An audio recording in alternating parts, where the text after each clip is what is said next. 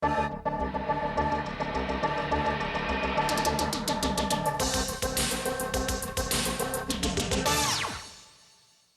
one of the captains. Let's see, Tyler Hantley.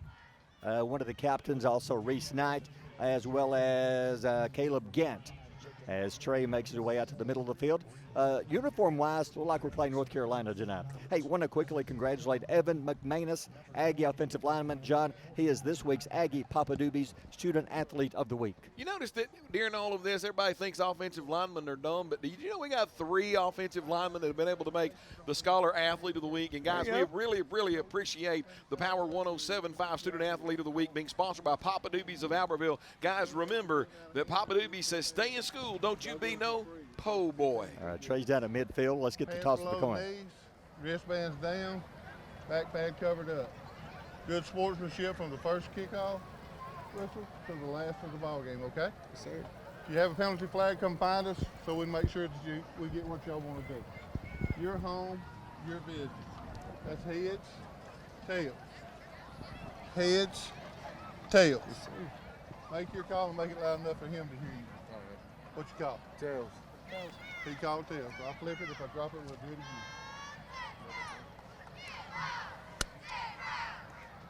It's heads. Yes, sir. Heads. We wanted to defer. All right, you wanted the fur. Trey, so the Aggies, they won the toss. Is that correct? Yes, sir. How long has it been, Trey, since you've been out to the middle of the field for the toss of a coin? 8 years, 7 years, man. So the Aggies will defer the North Carolina Tar Heels, James Clements. The uniforms, they have the kind of like what powder light blue pants, the white jerseys, and the blue helmets, or maybe like a Tennessee Titans, or who else, Chris? Old Houston Oilers uniform years ago. Citadel. I have no That's idea. exactly. I was trying to figure out because they got a navy blue trim on everything, and if you think about it, that's what the Citadel has. Yep. And then you got the cheerleaders' uniforms, unusual, like something you might see in Cat in the Hat. I don't know. Like North Carolina. Looks like a little bit like North Carolina, the blue, a little bit. Yeah, we're set to go. Aggies coming in, taking the field. Well, don't forget to join us for the high school football scoreboard following the game, all the scores and highlights and the naming of the team of the week. Hey, I want to quickly brag on this. Has nothing to do with their area, but Southeastern is our team of the week this week. It's their first ever team of the week in school history. No way. They only became a football team, I believe, 11 years ago. They're near Locust Fork. Yep. They used to be like an elementary, maybe middle school. They turned into a high school about 11 years ago. Yeah. And now they're like undefeated and team of the week this week. Today they had their first ever team of the week pep rally. That's that school in between Aniana and Pinson Valley right there on exactly. 75. Well, congratulations to those guys. Also, Barry, one thing, seeing a lot of pink for the cheerleaders of our team and their team. You guys know that I work with cancer patients every day, and once again, this is to bring awareness to breast cancer. Breast cancer awareness time.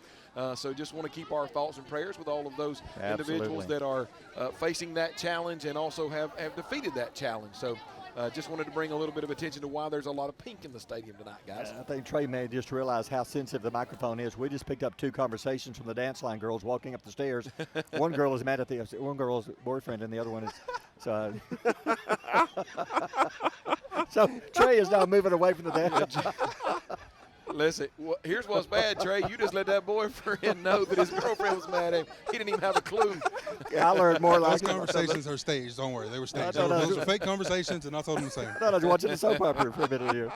That's hilarious. Yeah, we got it on audio. Tyler May's recording it up here, Trey, so we got you, buddy. Yeah, that way if the girlfriend comes back and said, I never said that, Tyler May can say, yes, you did. You did. Let's see what the Aggies can do here, man. We're set to go. Aggies will kick off. James Clements has the ball first. High kick, short kick, fair catch around the 32-yard line, and that's where James Clements will start. 1st and 10 around the 32-yard line. So here comes the Aggie defense. You'll notice Big 71 coming out there, Trey. That's who they call Nugget. Yeah, that's Daniel. Big Nugget, man. Yeah, he's replacing the injured Christian Ramirez. His job is going to be just create havoc in the middle of the field, John. Don't let him run by you. His main job is just to anchor everything down into that guard center guard gap and just kind of hold that down. And guys, here we go. First play with Gio Lopez. Lopez, good-looking quarterback, one of the best we'll see this year. Turns, hands off straight up the gut, 33, 34, 35, and they ran right at the middle of the Aggie defensive line. Feeless there, one of the Aggies making the stop. A gain of about 4 yards straight up the gut, 2nd and 6 for James Clements. Yeah, underneath handoff going to Camden Wells. He goes north and south, gets him behind the blockers and able to gain about 5 yards. End around, Henderson chasing. They got him, standing up 37-yard line. How about that stick?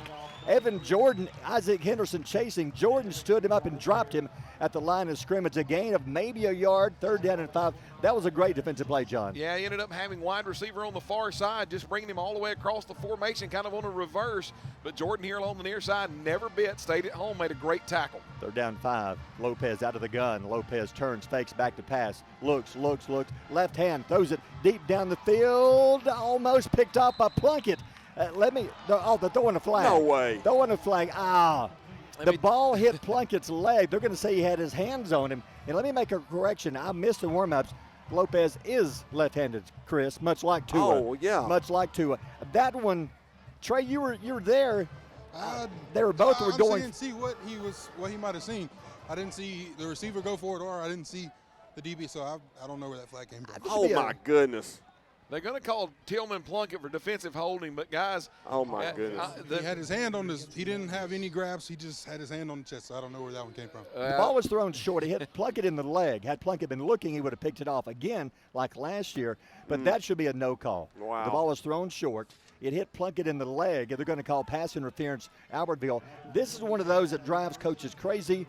You can tell, like watching Saturdays, Coach Saban usually throws a headset around now. It should be Aggies ball, but now James Clements gets a new set of downs, 1st and 10 from the 47-yard line. That was a tough call. All right, 1st down and 10, James Clements. Lopez fakes, quick pass left side, got his man, complete, stops, cuts. Great job out there in the corner. Plunkett drops him for a 3-yard loss. That was great defense by Tillman Plunkett. Great job, Lopez, with a fake of the underneath handoff, just snap, throw out to number Cooper along the far boundary. He's trying to get a block to get to the outside, but you alluded to it, Barry. Plunkett did a great job of keeping his outside shoulder free, would not let him get to the sidelines, forced him back inside it, only a gain of about 4 yards. Tyler Hatley checks in. They're going to throw a flag. Is that against the Aggies, or did James Clemens' offensive line move? Now, one of the Aggies kind of stepped across the line. I didn't think he crossed. Oh, sideline warning. Okay, I didn't think he came across. I didn't think he went past where the ball was. He made a move, took a step, but that's not the call. The call is a sideline warning against the Aggies. Yeah, looks like the referee along the far side and one of the coordinators kind of got tangled up a little bit there. Well, I think Coach English wanted that warning because he's still in the ear of the official over here about that last call. Lopez hands off up the gut. The middle of the Aggie defense stops him. A gain of a yard. The middle of the D line. Looks like that's Staten in there, Tyler Hatley in there. I couldn't see the third one, but they stop him for a yard gain. Again, 3rd down, James Clements. That was a great job. We talk about winning that area around the offensive line and around that line of scrimmage, and Julius Staten able to stalemate everything there in the middle. Nowhere for the running back to go an upcoming possession down. 3rd down 5. Lopez, quick drop, looks to the middle, got a man wide open, got it. 29, 28, 27, dropped. Good tackle, middle of the field by Hollis, but he was wide open across the middle, John. Yeah, inside slot receiver, just running a quick slant. Is going to get in behind the linebackers, get inside leverage along the defensive back, and Lopez able to hit him in stride. Man, hurry up. The offense hands off up the middle, bouncing around. Nowhere to go. Isaac Havis wraps him up. Bagwell's there. 2-yard gain. So far, Trey, Clemens having a tough time running the football. Yeah, the defensive line is doing their job. They need to have a big game today, and they're coming. They're doing their best they can. 2nd down and 8. 23-yard line. Lopez drops, looks, those are the end zone. One-on-one coverage in the corner, overthrows him. Hey, good coverage by Revolte there in the corner of the end zone.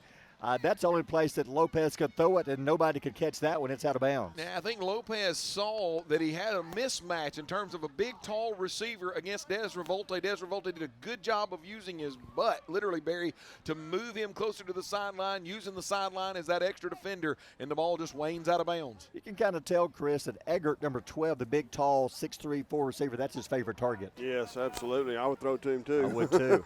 Looks like we got a penalty on the play, Barry. Was it a holding call? I didn't see the call. An eligible man downfield? Okay. Civil about it. They're going to take the penalty.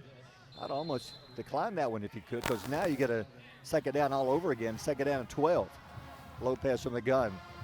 Turns to a quarterback keeper. Hit at the line. Got him. Bagwell hit him first. They will stop him for a yard, maybe two. Bagwell hit him in the backfield. He spun off of one tackle. Almost broke free, but a good job bringing him down with Staten.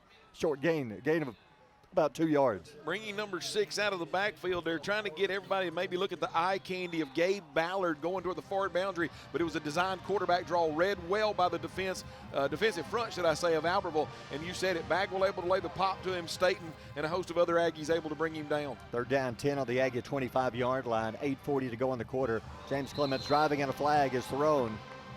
Play clock, it wasn't that. It's a 9. Did somebody move for James Clements? Oh, big penalty. Now it's going to be third down 15. This has been a long drive. Really helped out by that penalty, pass interference a few minutes ago, Chris. Yes. You take that away, the Aggies would have the ball right now. Yeah, that I don't know about that call still. Yeah. I'm just a little uncertain about that one. All right, third down to 15. If I'm the Aggies, I keep an eye on big number 12, the receiver, Eggert. He's about 6'3", 6'4". Lopez back, looks left side, throws it towards the end zone. Got him wide open, but he comes down out of bounds. Out of bounds. He was wide open, John, but he threw it too far out of bounds. Far side wide receiver, guys, did a stop and go. Lopez with the pump fake, and when he did, the cornerback of Albertville sat on the route. The wide receiver then took off, got behind him, and Lopez has got an easy touchdown and just floats it out of bounds. His receiver couldn't get turned, and by the time he caught it, Barry, he was already about a half a yard to even a yard out of bounds. Is the wind a factor at all, Trey? There's a breeze down there. Any factor at all? It's not a factor. I don't think it's a factor at all. I think Gotcha. he just missed that one. All right, fourth down 15. They're kind of out of field goal range. They're going to go for it. Fourth and 15 on hour 31. Lopez drops, has time, plenty of time. Throws to the middle, the end zone, wide open, touchdown. You know, Coach English and I talked about that last night. He said it's not the fact of getting pressure on Lopez.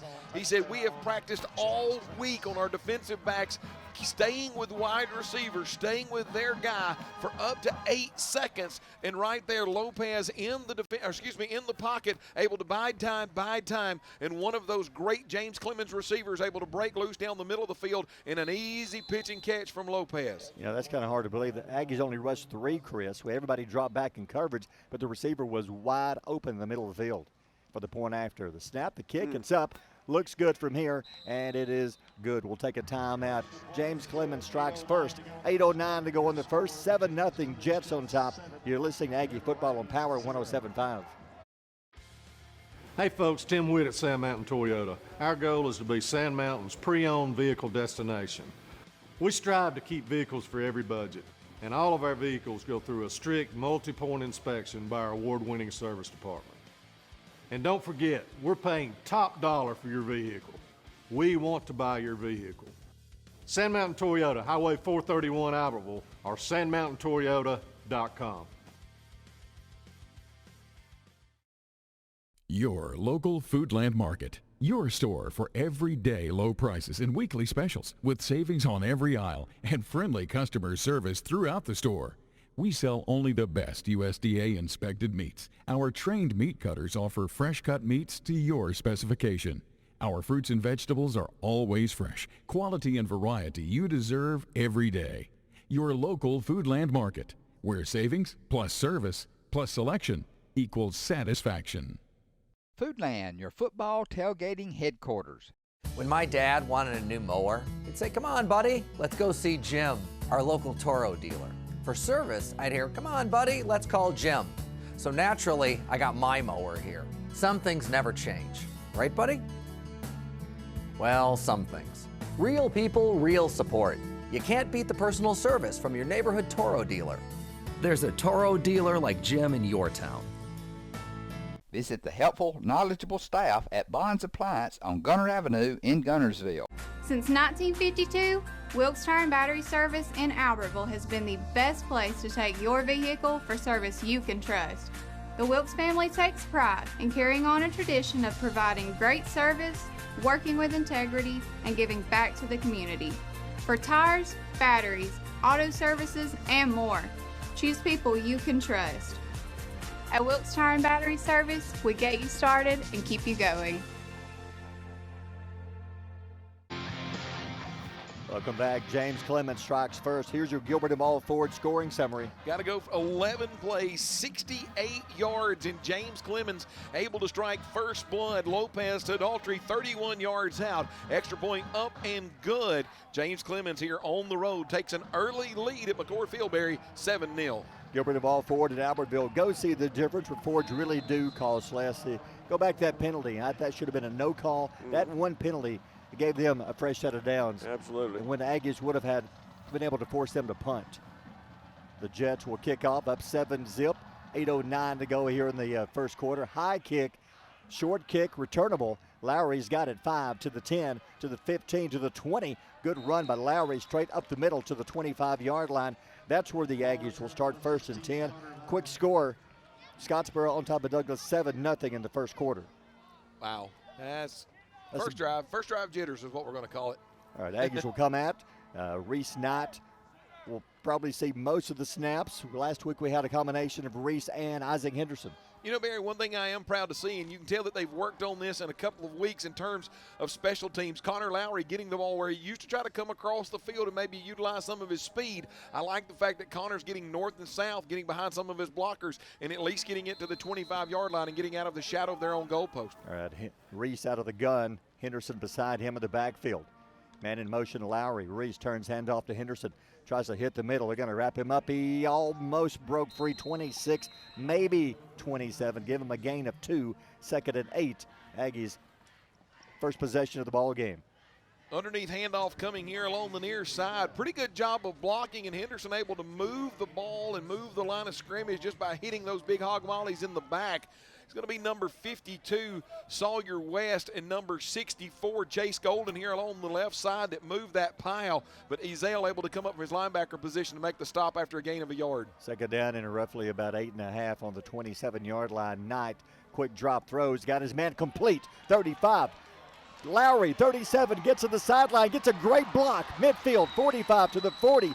How about the block by Hunter Smith downfield, John? It's a great job by Hunter Smith at just getting up into the grill of the wide receiver. But Coach English talked to me last night. He said, John, we're going to basically throw a lot of quick slants, which are going to be long handoffs. And that time, Connor Lowry from his slot position behind the linebackers in front of the secondary, able to pull it down, get along the near side. Hunter Smith with a great block, and within 2 plays, Albertville already at the James Clements 41-yard line. Chris, we've talked about that and talked about it. The short pass over the middle. Absolutely. Perfect. And guys, they get a first down on the first drive. Yep.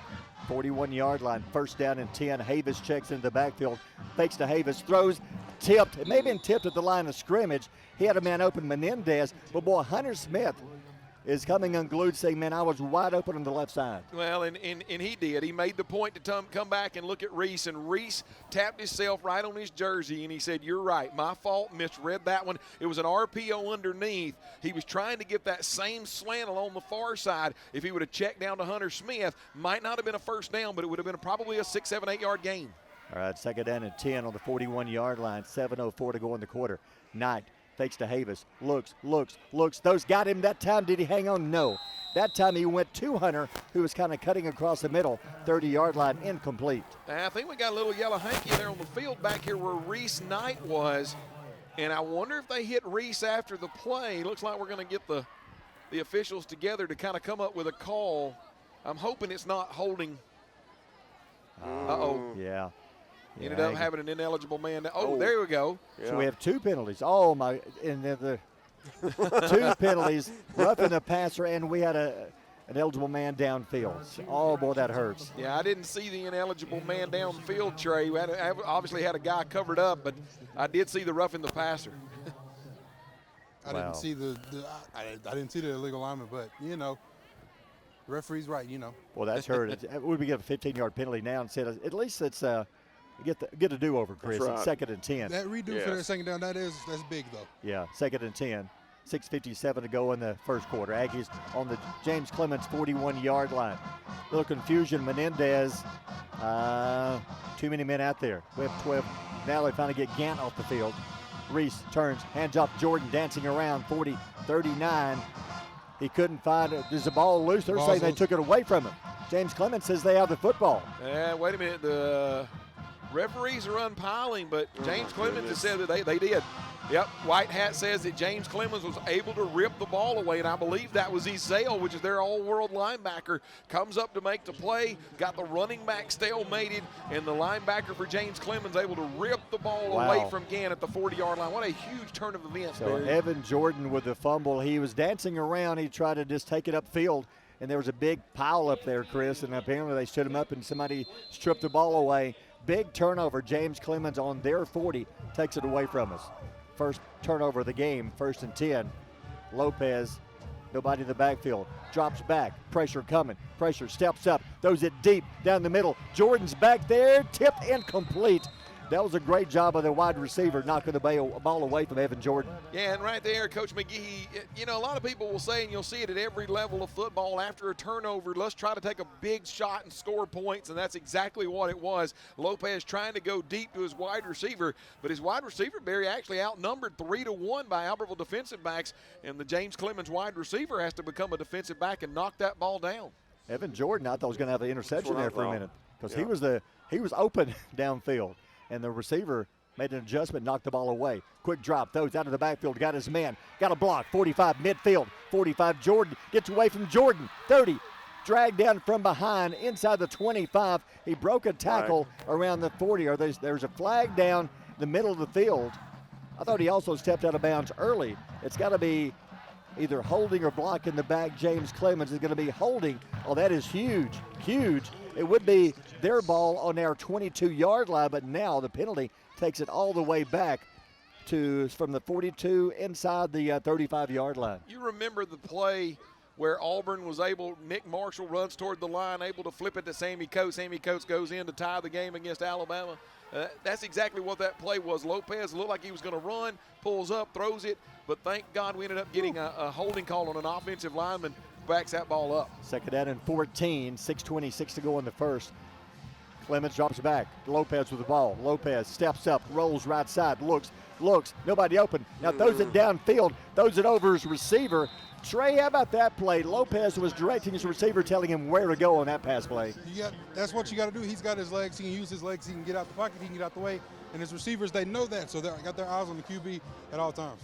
That was a great play because Lopez didn't have anybody open. He told the receiver, he motioned, hey, go downfield, you're open. Well, Xavier Havis actually had that covered well here along the near boundary, but you said it. Gio Lopez able to point his wide receiver. He got behind Lopez behind Xavier Davis, and we're just lucky that Lopez overshot that one. Big third down play, 3rd and 14. Lopez back, pressure's coming. Kitchens gets away from Kitchens, throws, got his man complete. 49-yard line, hits his go-to receiver again, big Logan Eggert. Just enough for a James Clements first down. Boy, the Aggies had them 3rd and 14, and they pick up about 16 on that pass play. Yeah, they had Logan Eggert lined up in the slot that time and just brought him literally on a deep drag. It was 14 yards to the first down, 15-yard drag. Lopez hits him across the field for the first down. Boy, that hurts. Lopez, quick drop, throws, got his receiver. Breaks one tackle, 41-39, 38-yard line, and he almost picked up a first down, a gain of 8. Good job on the side. Plunkett again helps bring him down. That's just Lopez just reaching up. He's got 2 wide receivers on the far boundary, just goes up, snaps it out there to his wide receiver Daugherty. He's just trying to get north and south. Hurry up offense, hands off up the gut, 35, 34, 33. First down to the 32-yard line. Nice little burst of speed. Henderson helps bring him down. Felix brings him down. It'll be a first down. James Clements. Boy, they waste no time at all. The chains weren't even set. They got to stop that play. They're throwing a flag down. There may be a flag on the line, the flag man, because they weren't even downfield set, and they snapped the ball. I think they were trying to go so fast that literally, Barry, before they got in, it's okay that the chains were in the midst of getting set, but we're not playing Canadian football. And 2 of the wide receivers on the far side left before the snap. And now I think Coach McGee's over there right now. He's telling his guys, we want to go fast, but we got to go controlled fast. All right, 1st and 15 after the penalty. Lopez drops, looks, nobody open, throws to the side, almost picked. He makes the catch, 30, 25 to the 22-yard line. One of the Aggies made a dive. Who was that? Almost had an interception there. Chris, I can't see. I think that's Des Revolte. Boy, he almost picked that one off, but the receiver made a great catch and picks up a first down. Yeah, Dez Revolte actually reading the eyes of Lopez. Lopez looking deep, goes to his check down receiver. Revolte saw it, nearly picked it off. 20-yard line back to pass. Those are the end zone. That's got to be a push off on the receiver. Touchdown, James Clements. Trey, you were there. The receiver pushed the Aggie defensive back. If that's not a push, I don't know what is, but hey, the referee didn't call it, so I don't know. Wow, and I think Isaac Henderson, the captain of the defense, is really having a talk right now, and the referee kind of pointed at him to get back to the huddle so we don't get a penalty. But Isaac Henderson, you see him using his hands. He is pleading his case that the big, tall wide receiver of James Clemens, you're right, pushed the defensive back out to grab that touchdown. 6'5", so I think that push made him about 6'8". So. The ball was in the air. The receiver adjusted by pushing the defensive back, getting himself open, made the catch in the end zone. Touchdown. Extra point is up, and it is good. Coach English is waiting on the referees on the sideline. Wow. We'll take a timeout. 5:03 to go in the first. 14-0 James Clemens. You're listening to Aggie Football on Power 107.5. People's Bank is my go-to place for banking. When you deal with People's, their goal is your success. Here at People's Bank, it's more about a relationship. I know my bankers, and I've got their cell numbers. I just call them. If we had been with a larger bank, we would have just been a number. We're supported 100% by People's Bank. They're our neighbor, they're our friends. We're part of this community. I went to People's Bank because I knew they were going to take care of me. People's Bank treat us like we're the most important client they have. Come experience Sand Mountain Park and Amphitheater. We're a 130-acre park filled with adventure. From our indoor aquatic center and RV park, tennis courts, and our state-of-the-art fitness center and amphitheater. We offer youth and adult sports leagues for all ages at our first-class facilities. Whether it's baseball, basketball, group exercise classes, playgrounds, or your favorite band in concert, Sand Mountain Park and Amphitheater has something for everyone. Join our effort to improve the health of our community and win the day at Sand Mountain Park. Since 1956 and through 3 generations, the C.A. Langford Company has provided crushed limestone, sand, asphalt, and more.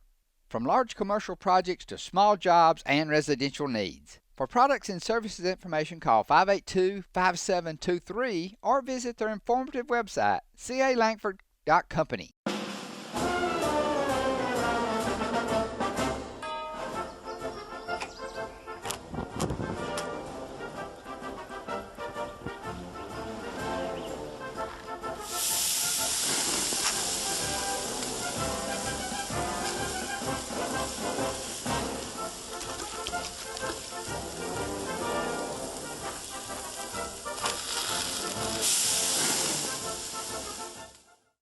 Marshall County Gas is a proud supporter of this community channel broadcast. Remember, gas does it better naturally. Back 5:03 to go in the first. James Clemens strikes again. Here's your Gilbert and Ball Ford scoring summary. Yeah, how do you make a team pay after a turnover? Starting at their own 40-yard line, 7 plays, 60 yards. Lopez to Eggert, 20 yards out. Extra point up and good. James Clemens, should I say, in the middle of the first quarter, leading the homestanding Aggies 14-0. The Aggie defense did not play bad at all on that drive. We'll talk about that in a second. By the way, Gilbert and Ball Ford, Albertville, go see the difference where Fords really do cost less. High kick, short kick, returnable. Connor Lowry's got it, drops it, chases it, picks it up. Being chased 15-yard line. They've got him back at the 14-yard line. Go back to there's a flag down. In that area, was that a face mask? There's another flag down. There's 2 flags down. One of them after everybody was walking away. Face mask to James Clemens. Unsportsmanlike conduct, James Clemens. Oh. Wow. That'd be about 20 yards worth of penalties right there. Absolutely. And go back to the touchdown. On the pass play, Lopez kind of hung the ball up in the air. There were 2 men downfield, the receiver and the defensive back. While the ball is in the air, the receiver put his hands on the defensive back, gave him a shove, it's kind of like you're in basketball, going up for a rebound. You cleared out. And he was wide open by the time he cleared out. Touchdown. The defensive back, Trey, right there in front of you, the defensive back for Albertville actually had very good inside position. And what I think should have gotten the penalty was the fact that the James Clemens receiver grabbed him and then literally just kind of shoved him on out of the way so he could get back across in front of him to be able to go up and make that catch. It's the actual grabbing and shoving the defensive back out of the way when the defensive back had great field position. Like you said, he was on the inside of him. He's watching the ball, watching the receiver. He looked up for the ball. He's getting pushed backwards, and he's trying to figure out where the flag's at right there. And Coach English, I know it doesn't help, but he was in the ear of the official all the way down the sideline. That may eventually get you a flag like this one. Not saying there wasn't a face mask, not saying there wasn't a personal foul, but it's just kind of odd. The minute after you don't get a call, you get 2 calls on the same play. So a double payback. So is this a 30 yards worth of penalties? Because one of them happened during the play, one happened after the play. Should be they only did 15, I believe. Yeah, you only get they're going to take the highest of the 2, which would be the 15-yard penalty on that with unsportsmanlike. I think if it had been a personal foul, would they have added both, I believe? They may have, so they move it to the 35. This is a big drive for the Aggies. Yes. James Clements has scored twice, but they've done it on just really great plays by Lopez, pass plays. So the Aggies will start Gant in the backfield, 2 men wide left, 35-yard line. Reese hands off to Gant. Nope, fakes to Gant. Throw. Connor Lowry wide open over the middle. Had he made the catch, it was a foot race to the end zone. He had beaten both men by about 5 yards over the middle. Connor Lowry lined up here in the slot along the near boundary. Underneath handoff, the fake, what they call an RPO, stands for run pass option. Reese Knight is looking at the defensive end to see is he going to hand it or not. If he doesn't hand it, then his eyes quickly downfield. You alluded to it, Barry. Connor Lowry had defeated his man in man-to-man coverage on an inside quick slant, and Reese just couldn't get there off the fingertips. If he catches it, Connor may be gone. I'd go back to that play again and again. In motion, Lowry, the handoff to Connor, right side, cuts the corner, 35, 36, 37, 38, a gain of 3. It'll be 3rd down 7, Albertville. James Clements, the thing we talk about, and Trey talked about it earlier, 7A has a lot of size, but 7A also has a lot of speed. And when they gave that underneath handoff, Connor Lowry going to the far side, that speed was able to string it out, but Connor able to turn the corner and get north and south, but James Clements able to push him out of bounds after a 3-yard gain. Chris, I think we found something in the short pass plays and the slants already. Yeah, I think if Reese Knight just puts a little bit off of that pass, it's completed. I will do it again. 3rd down and 7. Lowry in motion and a flag. I'm thinking that. Yeah, that's what I thought. Yeah, they were bringing a blitz off the far side, and he was in the neutral zone. That changes the play call from 3rd and 7 to 3rd and 2. So now James Clements brings back in their big guys on the D-line, making some personnel changes. So now 3rd and 2. I think now you go back to maybe the play was designed a handoff to Henderson. I might even go to the Wildcat now and snap it to Henderson. That's something James Clements hasn't seen yet in this game. That's true. But it looks like Reese will stay out there. I think you're almost going to see Henderson, and I think James Clements knows it. You've got to go somewhere else with the ball right now, I would think. 3rd down and 2. Reese turns, hands off to Henderson, bobbles the ball, loses the ball, fumble, picked up 30, 20, and he will score. Wow, it was a good handoff, Trey. He was able to hit him in the breadbasket. I think Isaac was just looking for the hole where it was going to go and just lost control of the football. Bounces on the ground, and James Clements picks it up. You said it there. I think he's seen daylight, and before he saw that daylight, he forgot to hold on to the ball on that one. Wow, because he knew he had 2 yards. He knew they were stacking the line of scrimmage. He knew it was going to be tough to get 2 yards. It looked like he might have been changing from right to left hand and just bobbled it. Ball bounced perfectly into the hands of the one of the Jets. Touchdown, and just like that, it's 20-0 with 4:27 to go first quarter. Boy, that hurts. That hurts big time there when he had a 3rd and 2 coming off of the James Clements penalty. But now they're lining up for the point after. Good snap, kick is up. It looks good from here. And quickly, James Clements, 4:27 to go in the first, up 21-0. You're listening to Aggie Football on Power 107.5. With your Citizens Bank and Trust digital wallet, your busy life just got a lot less complicated. The Citizens Bank and Trust digital wallet is compatible with Apple, Google, and Samsung Pay, and is available right now on your mobile device. Citizens Bank and Trust. Small bank, big difference. Since 1943, the Municipal Utilities Board has been meeting utility needs of the citizens of Albertville and surrounding areas. From keeping your home comfortable to providing necessary expansions and supporting industrial and commercial growth, MUB provides the utilities you rely on in your everyday life. Electricity, water, wastewater, all at a reasonable cost. MUB is committed to providing reliable service today and resources tomorrow. MUB is proud to be a supporter of this community channel broadcast. If you need reliable family transportation, you need to see us. Every vehicle is warranted for the life of your contract and comes with a free Carfax. It's why we say, the driving factor, beyond your normal buy here, pay here. At Piggly Wiggly, we work hard to deliver the very best to you and your family. We offer only the top quality Black Canyon Angus beef, Swift natural fresh pork, grade A Kegel fresh chicken, smoked, processed, and frozen meat items. One of the most popular promotions at Piggly Wiggly is our Pick 5 meat program. Purchase a single pack of meat and pay our everyday low price, or purchase 5 packages marked with the bright red Pick 5 label for just $19.99. You get the best of both worlds, great quality meats and a super low price. You'll always find low prices throughout Piggly Wiggly. Welcome back. James Clements, the defense adds 7. Here's your Gilbert of All Ford scoring summary. Yeah, the Aggies able to really get good field position after the penalties, and then a really good pass that got us down the field. But then all of a sudden, guys, a scoop and score. The middle linebacker, Rashad Freeman, able to pick it up and goes 38 yards to the house. Extra point up and good.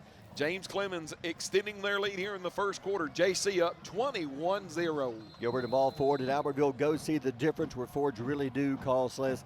That one hurts worse than the first two. That time you're looking at a 3rd and 2.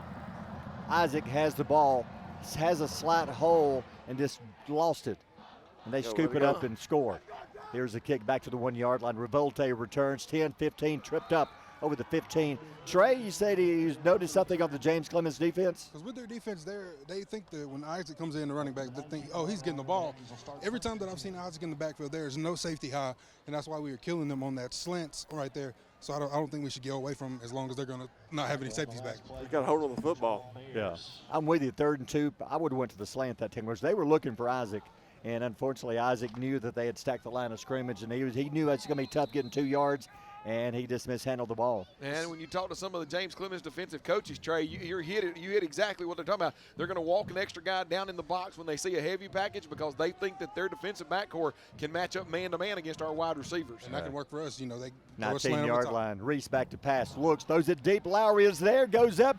Incomplete. Should be. Now, how is that one not pass interference? Same exact thing. The defender ran into Connor Lowry while the ball was in the air. Look at Coach English. He's speaking more than English right now. I think he's just talked 2 or 3 different languages. Because how was that not a penalty? And it was back at the beginning of the game when our defender ran into their wide receiver. Yeah, now Coach English, the other referee told him to leave him alone. Now he's going to come down here and chew the other referee. Trey, you might want to hide that microphone right now, buddy. And I heard some things that I didn't need to hear. No, that was a good. I mean, here's the thing. Connor Lowry got him behind the defense. Yeah. The safety was beat. The quarterback was beat. And, Barry, what do you teach them to do if you're the last man? Just do something. Wow. And I don't know how that wasn't interference. That was a huge miss. Back to pass throws. Those it high, almost picked up, threw it over the head of Hunter Smith. Hunter Smith was wide open, 28-yard line. That one just kind of slipped on Reese, went over his head, almost intercepted. I'm just wondering if, because I think Hunter was actually, I think that Reese was trying to get the ball to Hunter, but because it was high, I think Hunter thought that it might have been, because they have trips here to the near side, that Reese might have been going to the middle wide receiver, so he kind of brought his hands down, and lucky that James Clements didn't intercept that one, Barry. It hit number 4, the defensive back, in the hands. But again, Chris, he was wide open. Yep. The receivers are getting open. 3rd down and 10. Lowry in motion. 19-yard line. Reese drops back. Pressure's coming. Those at right side. Lowry got him. Down the sideline. Intercepted. 45-yard line to the 40, 35, to the 30. They will finally bring him down. Again, the Aggies, Connor Lowry had beaten his man again. Trey, he had beaten his man, but he was underthrown for the interception. I think Reese, he has something, I think it's just in his head. I think he's worried about overthrowing and underthrowing, and that time he just didn't put enough on it right there. That's what Coach English is telling him right now. You got to let that one fly. I think you're going to score, John. He was about 5 yards behind the defensive back. Yeah, it was a wheel route going along the far boundary, and you said it. Connor Lowry had gotten behind the defensive back. The defensive back from James Clements was beat, but because it was just a straight line and not kind of a ball with any air underneath it, the cornerback able to go out, snap it up, and get the interception and go down the far boundary. Wow. Lopez hands off straight up the gut. 20 to the 15, to the 10, to the 5. Stiff arm to the 5-yard line. That's a man run there. He runs over a couple of Aggies. Finally, Havis moves over, cuts him down at the 5-yard line. I think that's the first big run this D-line has even let them get past him. Well, they have the hurry-up offense quickly. Back to the line, 5-yard line. Lopez hands again up the middle, 4-3-2 to the goal line. Dives, falls. Let's see, is he in? Nope. One says nope. 1-yard line. Bagwell brought him down at the 1-yard line. They're finally having success. Gabe Ballard, the running back, the last 2 carries, almost got to the end zone. Second and goal from the half-yard line. Lopez to Ballard again. Hit in the backfield. Boy, somebody took a forearm to the face. I think that was Henderson. Man. But Henderson brought him down. How about that tackle, Trey? Isaac Henderson is a grown man. He's all over the place right now.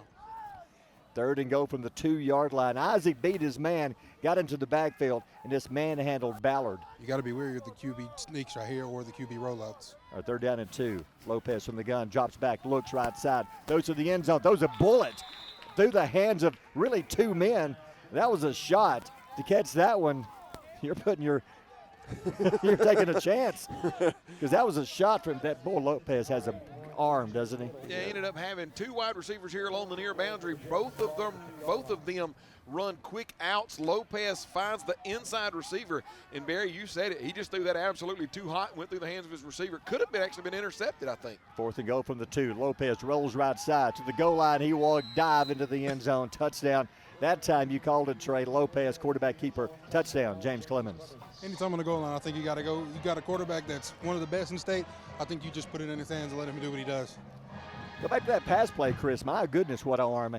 That time, sometimes you got to use just a little touch, a little finesse, and he threw a bullet. It's a good thing the band wasn't in the end zone. Someone who got nailed.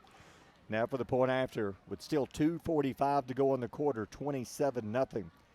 Looking for the point after now. The snap, it's down, it's up, and the kick looks good, and it is good, 28-0. We'll take a timeout, 2:45 to go in the first, 28-0. You're listening to Aggie Football on Power 107.5. With your Citizens Bank and Trust digital wallet, your busy life just got a lot less complicated. The Citizens Bank and Trust digital wallet is compatible with Apple, Google, and Samsung Pay, and it's available right now on your mobile device. Citizens Bank and Trust. Small bank, big difference. Since 1943, the Municipal Utilities Board has been meeting utility needs of the citizens of Albertville and surrounding areas. From keeping your home comfortable to providing necessary expansions and supporting industrial and commercial growth, MUB provides the utilities you rely on in your everyday life. Electricity, water, wastewater, all at a reasonable cost. MUB is committed to providing reliable service today and resources tomorrow. MUB is proud to be a supporter of this community channel broadcast. Established in 1946, Kirkpatrick Concrete has a tradition of top quality products and service. They now have 11 North Alabama locations to meet this area's demand for quality ready-mix concrete. For your next project, your friends at Kirkpatrick Concrete are just down the road. Welcome back. Just the little things adding up, and James Clements has quickly built a 28-0 lead. Here's your Gilbert and Ball Ford scoring summary. Yeah, all 3 times that they've had the ball offensively, they've been able to put it into the end zone. This time 5 plays, 24 yards after the turnover. Lopez on a 3-yard run on 3rd down, extra point up and good. The Jets flying away with this one already early, Barry. 28-0 James Clements. Now for the kick, back deep again. You've got Revolte, and I think Cooper Colvin's back there. He is back there. And Cooper's going to return this one. Cooper to the 10, to the 15, to the 20, 25. Cooper, good run, 27-yard line. I like that. Hey, quickly some scores. Scottsboro, Douglas. This would be a great game to be at. Scottsboro took a 7-0 lead. Douglas tied it up. Now Scottsboro back on top 14-7. It's like whoever has the ball scores right now, Chris. That's a good ball game. And Arab leads Gunnersville 10-7. So Scottsboro up by 7 over Douglas. Wow. What do you guys go to right here? I'd go back to what you've been doing. Yeah. The receivers are beating the defensive backs. So far, either it's been overthrown or underthrown or pass interference that's not called. You're just not getting the breaks right now on the penalties that should be called. Sorry to interrupt right here, but you see what I'm talking about? You said the coach said they wanted to walk down a little bit. They're killing these slants right here, so that's what I would go back to. Go right back to it. Reese, low snap, hands off to Gant in the backfield. They stand him up at the line of scrimmage. Nowhere. They stop him. No gain at all. 2nd down and 10. Great job there. We talk about reestablishment of the line of scrimmage. The James Clements defensive front able to whip the offensive front of the Aggies. I mean, let's just say it like it was, Trey. Defensive front in the backfield, nowhere for the running backs to go, and ended up the big number 90 Freeman that's going to be playing SEC ball in a couple of years, able to come up with a big tackle on that play. If the line of scrimmage was the 24, they made it to 22. All right, 26-yard line, 2nd down and 10. Knight turns, fakes the handoff, throws, ball is tipped at the line of scrimmage and picked off. Good grief. Intercepted, or was it? Yes, it was 33-yard line. So again, it was tipped at the line. falls right into the hands of the James Clements defender. Well, that was just one of those plays where a defensive lineman was able to get his hand up. He had a receiver wide open on the quick slant, but a defensive lineman very alertly gets his hand up, ball batted in the air, and the linebacker, number 31, Caden Samad, able to come down with the interception, and James Clements will start pay dirt at their own 34-yard line, at the Albertville 34-yard line. I don't like to say this, but they may not let me come back. Yeah. 28-0. Clemens on their 35. Lopez, quick drop, throws right side, got his man complete. Yeah, there's a whole flag down. Ooh, there's going to be another flag. Should be a late hit out of bounds. They didn't call that one, but there's got to be a hold on James Clemens. He made the catch, picks up about 7, but one of the receivers over here was holding. You know, this is the kind of game you turn on and say, oh, it's 28-0. But honestly, the game is not that bad. No, it's not. We've had a couple of calls that were not called. We've had Lopez, a couple of defenders that just got beat on a long pass play. We've had a tip pass picked off. It's just little things have piled up. We're just not getting breaks, and James Clements taking advantage of it. If you look at penalties, you wouldn't even think the score would be up on a board like this. All right, they back it up 5. 1st and 15 for James Clements. Back to the 40. Lopez drops, looks, throws it left side. Got his man complete to the sideline. 35-30, being chased, stops. Henderson will sling him down at the 22-yard line, but it's not before another James Clements first down, a gain of about 17. Had an underneath run going by number 3. It's Devin Cooper, the wide receiver. It's kind of a clear out route. You know what I mean by that, Barry? Let your other receivers go deep. The receiver kind of crosses in behind them. And Lopez just hits him, and he's able to outrun Isaac to the far boundary. Hands off up the gut, 15-14. They will stand him up and drive him backwards. How about Havis? Havis drills him. Henderson helps out, and they stop him for a gain of 2. Isaac Havis stood him up at the line of scrimmage, a gain of only a couple.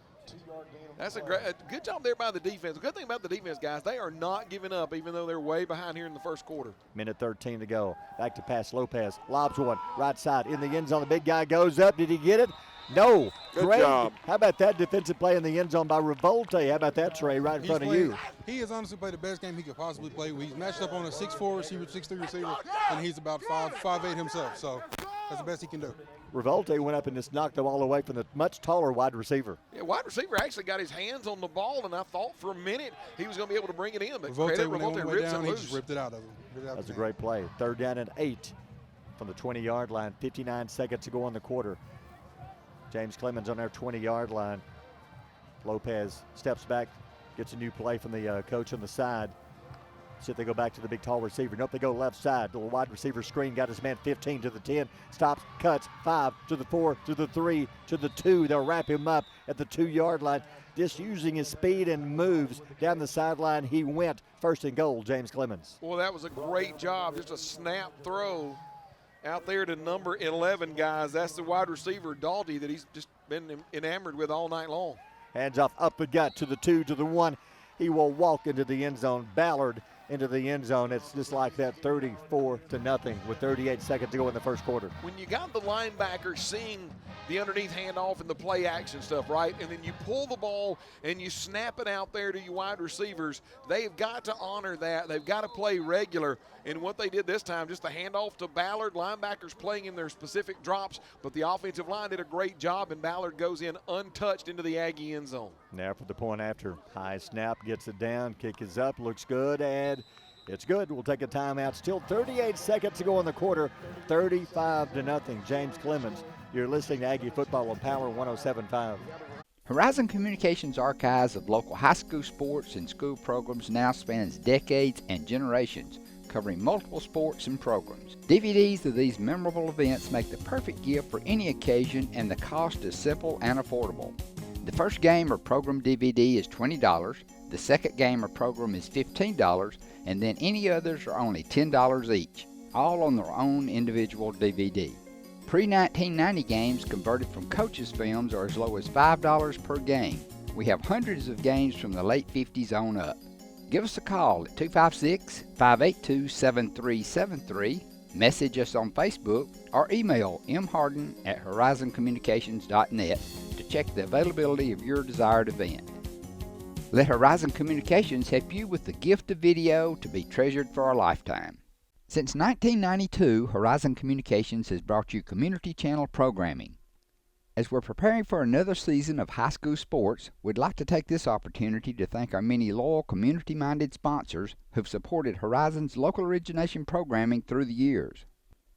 We encourage our local viewers to patronize our local sponsors and let them know how much you enjoy Horizon's Community Channel broadcast. For information on joining our team of Community Channel broadcast sponsors, give Mike Harden a call at 256-582-7373.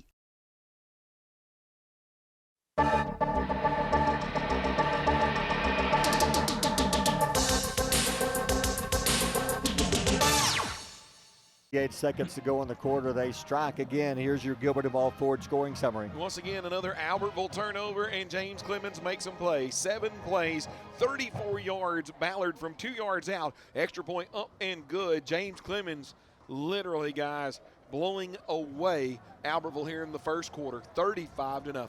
Gilbert and Ball Ford and Albertville. Go see the difference where Fords really do cost less. And we still have 38 seconds to go in the first quarter. Back deep, Connor Lowry back in, looks like, and Revolte step back at the 5-yard line. Good kick, deep kick, returnable, back to the 1. That's when you should let bounce in the end zone. Yep. Revolte 10, 15. Boy, showing speed. Oh, he was tripped up, took a hard fall. Hope he's okay, because he went flying through the air when he was tripped up. If that was like a foot to the ankle or something, that's gotta hurt. I think it's his head. Revolte got that ball. He should have let it go, Barry, like you said. Yeah. He took it at the 1, but, man, you got to credit that young man. I mean, he got north and south like he was shot out of a cannon, and he's going to be taken down at the 29-yard line. And I don't know if I think one of the guys coming down the field literally got Des Revolte in the knee is what caused him to go up and over, and I think that's what the training staff's doing right now is looking at the knee. That was a hard lick, because he hit the ground hard. It's almost like he hit his head also when he hit the turf, Chris. Yeah, he went airborne. Well, he had up ahead of speed by the time he hit the 25-yard line. That's a good return by Revolte. But, again, back at the 1, that's the things you work on in practice. When you're back within the 5, you really look at it and say, this one I'm going to let it bounce past me and go into the end zone. Because 9 times out of 10 it will. Yes. I think right there when he got tripped up right there, he went over. I think he landed on his head. So I think they got his knee, and I think he got his head when he came down. You may be right, a combination. 35-0. It's a combination. What about Lopez as far as his numbers in the first quarter, Chris? Lopez, there for a while, he was only like 3 for 7, but then he completed like 7 passes in a row, which makes him around 12 for 15 for 154 yards. 2 touchdowns, and he's also run one. Shout out to that young man able to walk. That's great right there. They're helping him off. He is trying to walk off. He's limping. So Revolte hopefully going to be okay. Maybe we can see him back. That was a good return. You ask and you shall receive, John. Etowah, Cherokee County tied 7-7. That's a big game, guys, because Etowah and Cherokee County are actually tied in region play. Etowah's already got a berth to the playoffs. But if Etowah can defeat Cherokee County tonight, I think that makes them the region champions. That is the game for that. I was going to tell you that's the game for the area championship in that area. So that is, like you said, a very, very big game. Yeah, let's go Big Blue. All right, Aggies ball as Revolte makes his way over to the medical tent. 29-yard line. Low snap again, hands off to Gant. The low snap's killing the Aggies because by the time Reese bends over, picks up the snap, that gives you like a second or two off your play. By the time then you turn and hand off, the defense are in the backfield, and they stop you for a yard loss. Yeah, and when that happens, number 90, Nate Jennings, a junior defensive lineman, Barry, 6'5", 240 pounds. He is all – matter of fact, guess who came to see him a couple of weeks ago? Just by sheer size alone, guess who came to see him? Nick Saban. Wow. Nick Saban came to see him a couple of weeks ago, and you see why that young man just able to blow up the offensive line, and just that little stutter in the backfield got the tackle. First quarter over. We'll take a timeout after 1. Finally over. James Clements leads 35-0. You're listening to Aggie Football on Power 107.5. Hey folks, Tim Witt at Sand Mountain Toyota. Our goal is to be Sand Mountain's pre-owned vehicle destination. We strive to keep vehicles for every budget, and all of our vehicles go through a strict multi-point inspection by our award-winning service department. And don't forget, we're paying top dollar for your vehicle. We want to buy your vehicle. Sand Mountain Toyota, Highway 431 Albertville, or sandmountaintoyota.com. Your local Foodland Market. Your store for everyday low prices and weekly specials with savings on every aisle and friendly customer service throughout the store. We sell only the best USDA inspected meats. Our trained meat cutters offer fresh cut meats to your specification. Our fruits and vegetables are always fresh, quality and variety you deserve every day. Your local Foodland Market, where savings plus service plus selection equals satisfaction. Foodland, your football tailgating headquarters. When my dad wanted a new mower, he'd say, "Come on, buddy, let's go see Jim, our local Toro dealer." For service, I'd hear, "Come on, buddy, let's call Jim." So naturally, I got my mower here. Some things never change. Right, buddy? Well, some things. Real people, real support. You can't beat the personal service from your neighborhood Toro dealer. There's a Toro dealer like Jim in your town. Visit the helpful, knowledgeable staff at Bonds Appliance on Gunner Avenue in Gunnersville. Since 1952, Wilkes Tire and Battery Service in Albertville has been the best place to take your vehicle for service you can trust.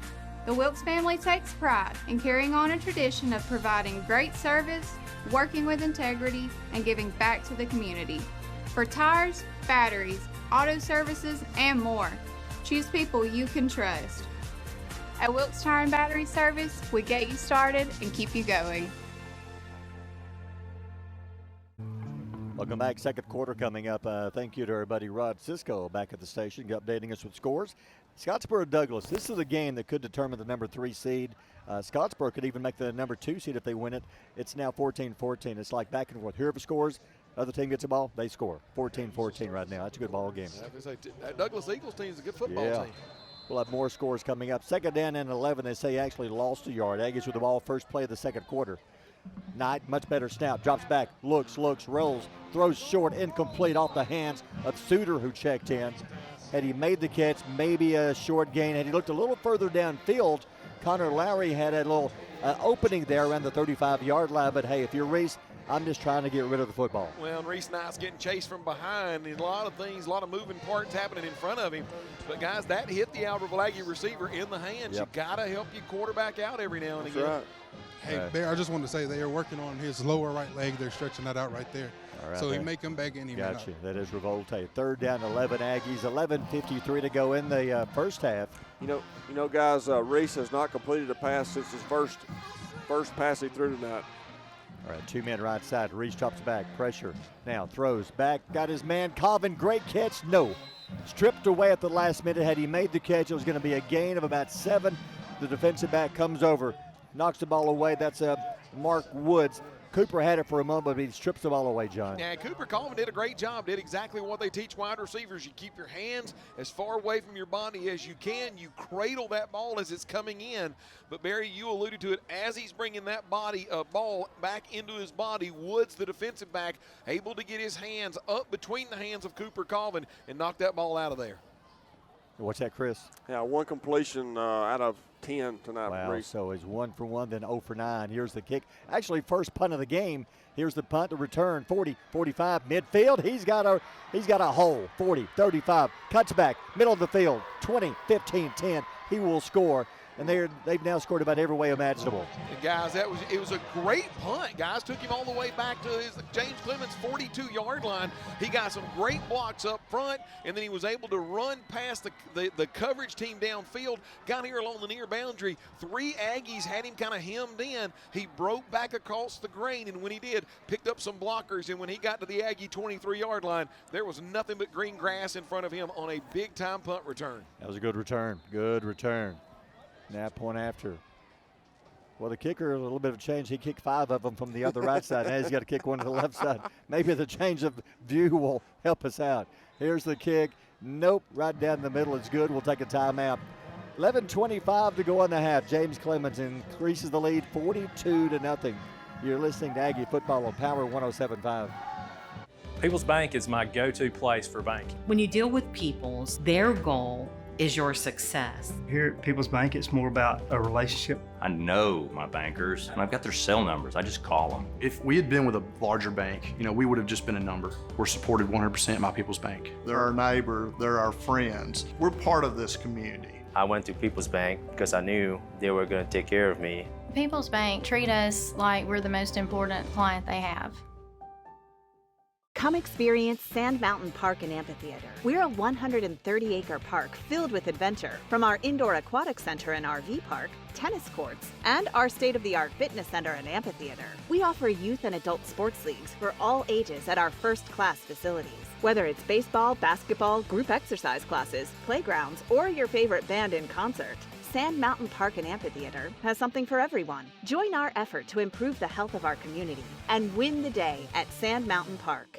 Since 1956 and through 3 generations, the C.A. Langford Company has provided crushed limestone, sand, asphalt, and more. From large commercial projects to small jobs and residential needs. For products and services information, call 582-5723 or visit their informative website, calangford.company.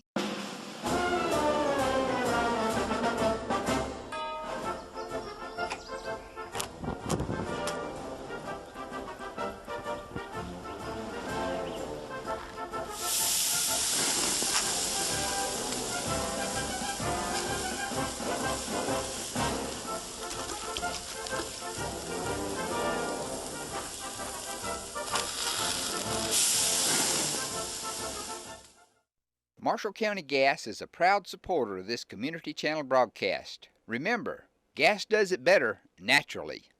We've had scoring drives of that wasn't even a drive. We've had a scoop and score. We've had everything but a pick six. Now we had a punt return. Here's your Gilbert and Ball Ford scoring summary. After a really good punt, guys, it lands in at about the 42-yard line, but 58 yards later, the James Clements band starts to play their fight song. Why? Number 10, Mayer, able to take it 58 yards to the house. Extra point up and good. James Clements early in the second quarter, Barry, up 42-0 over the Aggies. First drive of the game, Aggies were moving the football, Chris. Yeah. We were moving the ball. Yeah. Then it's like everything in the world began happening. The wheels fell off. Yeah. So back deep, Cooper Colvin. Connor Lowry is going to be a short kick bouncing to the 25. The return, Suter to the 33-yard line. Our buddy Keith Ball listening overseas. Yeah, he's near the sea right now. Yeah, we got our buddy Trey Avery doing a great job on the sideline. First time ever, Trey. How you liking it so far, other than the score? Oh, man, it's great atmosphere down here, man. I can't get wrong with high school football in Alabama. So. Hey, Barry, speaking of overseas, I know that we have guys that listen to Power 107.5 that are from our area stationed overseas. Just like to say a little moment of thank you for those guys, because I've been there before and I know what it's like to hear a little high school football on the other side of the world. Wish we had a little better result to pass to you here. Yep. Doing your Amen best. to that. Aggies just need to get something positive started. Get some first downs, move the ball. A low snap again. Reese drops back, throws. It is picked off. 40-yard line to the 45. Midfield. He'll change direction. 45 to the 40. 35, 30. And I was joking when I said everything but a pick six. We almost had one. Finally, 25-yard line brought down. It'll be James Clements' ball again. You can't just have one play drives and turn it over. I don't think they're going to let me come back on the sideline. Reese Knight with a pump fake here along the near side. He was thinking about going to the short receiver, but then it was a pump fake to go deep. And when he did, he had an Aggie receiver, but I think it was just still a little too flat, Trey, because what happened, number 13, which is Brody Stinson, a defensive back, able to step in there, intercepted, go to the far boundary, and James Clements deep in Albertville territory. Lopez, low snap, back to pass, looks, pressure's coming, steps up, avoids the rush, going to run with it, 20, stiff arms one man, to the 15, to the 10, to the 5, to the goal line, no, out of bounds. Wow, how about that stiff arm around the 20-yard line? Trey, did you see that? Man, I seen him, he went left, he went right, put his hand out, and he said, eat this hand right here. That's exactly what it was. Exactly what he said. Good explanation. Wow, he put one of the Aggies, I'm not even going to give his name. Did you guys see the block at the end, though? Wow, that was a great run. The block at the end, he almost went in the end zone. 3-yard line.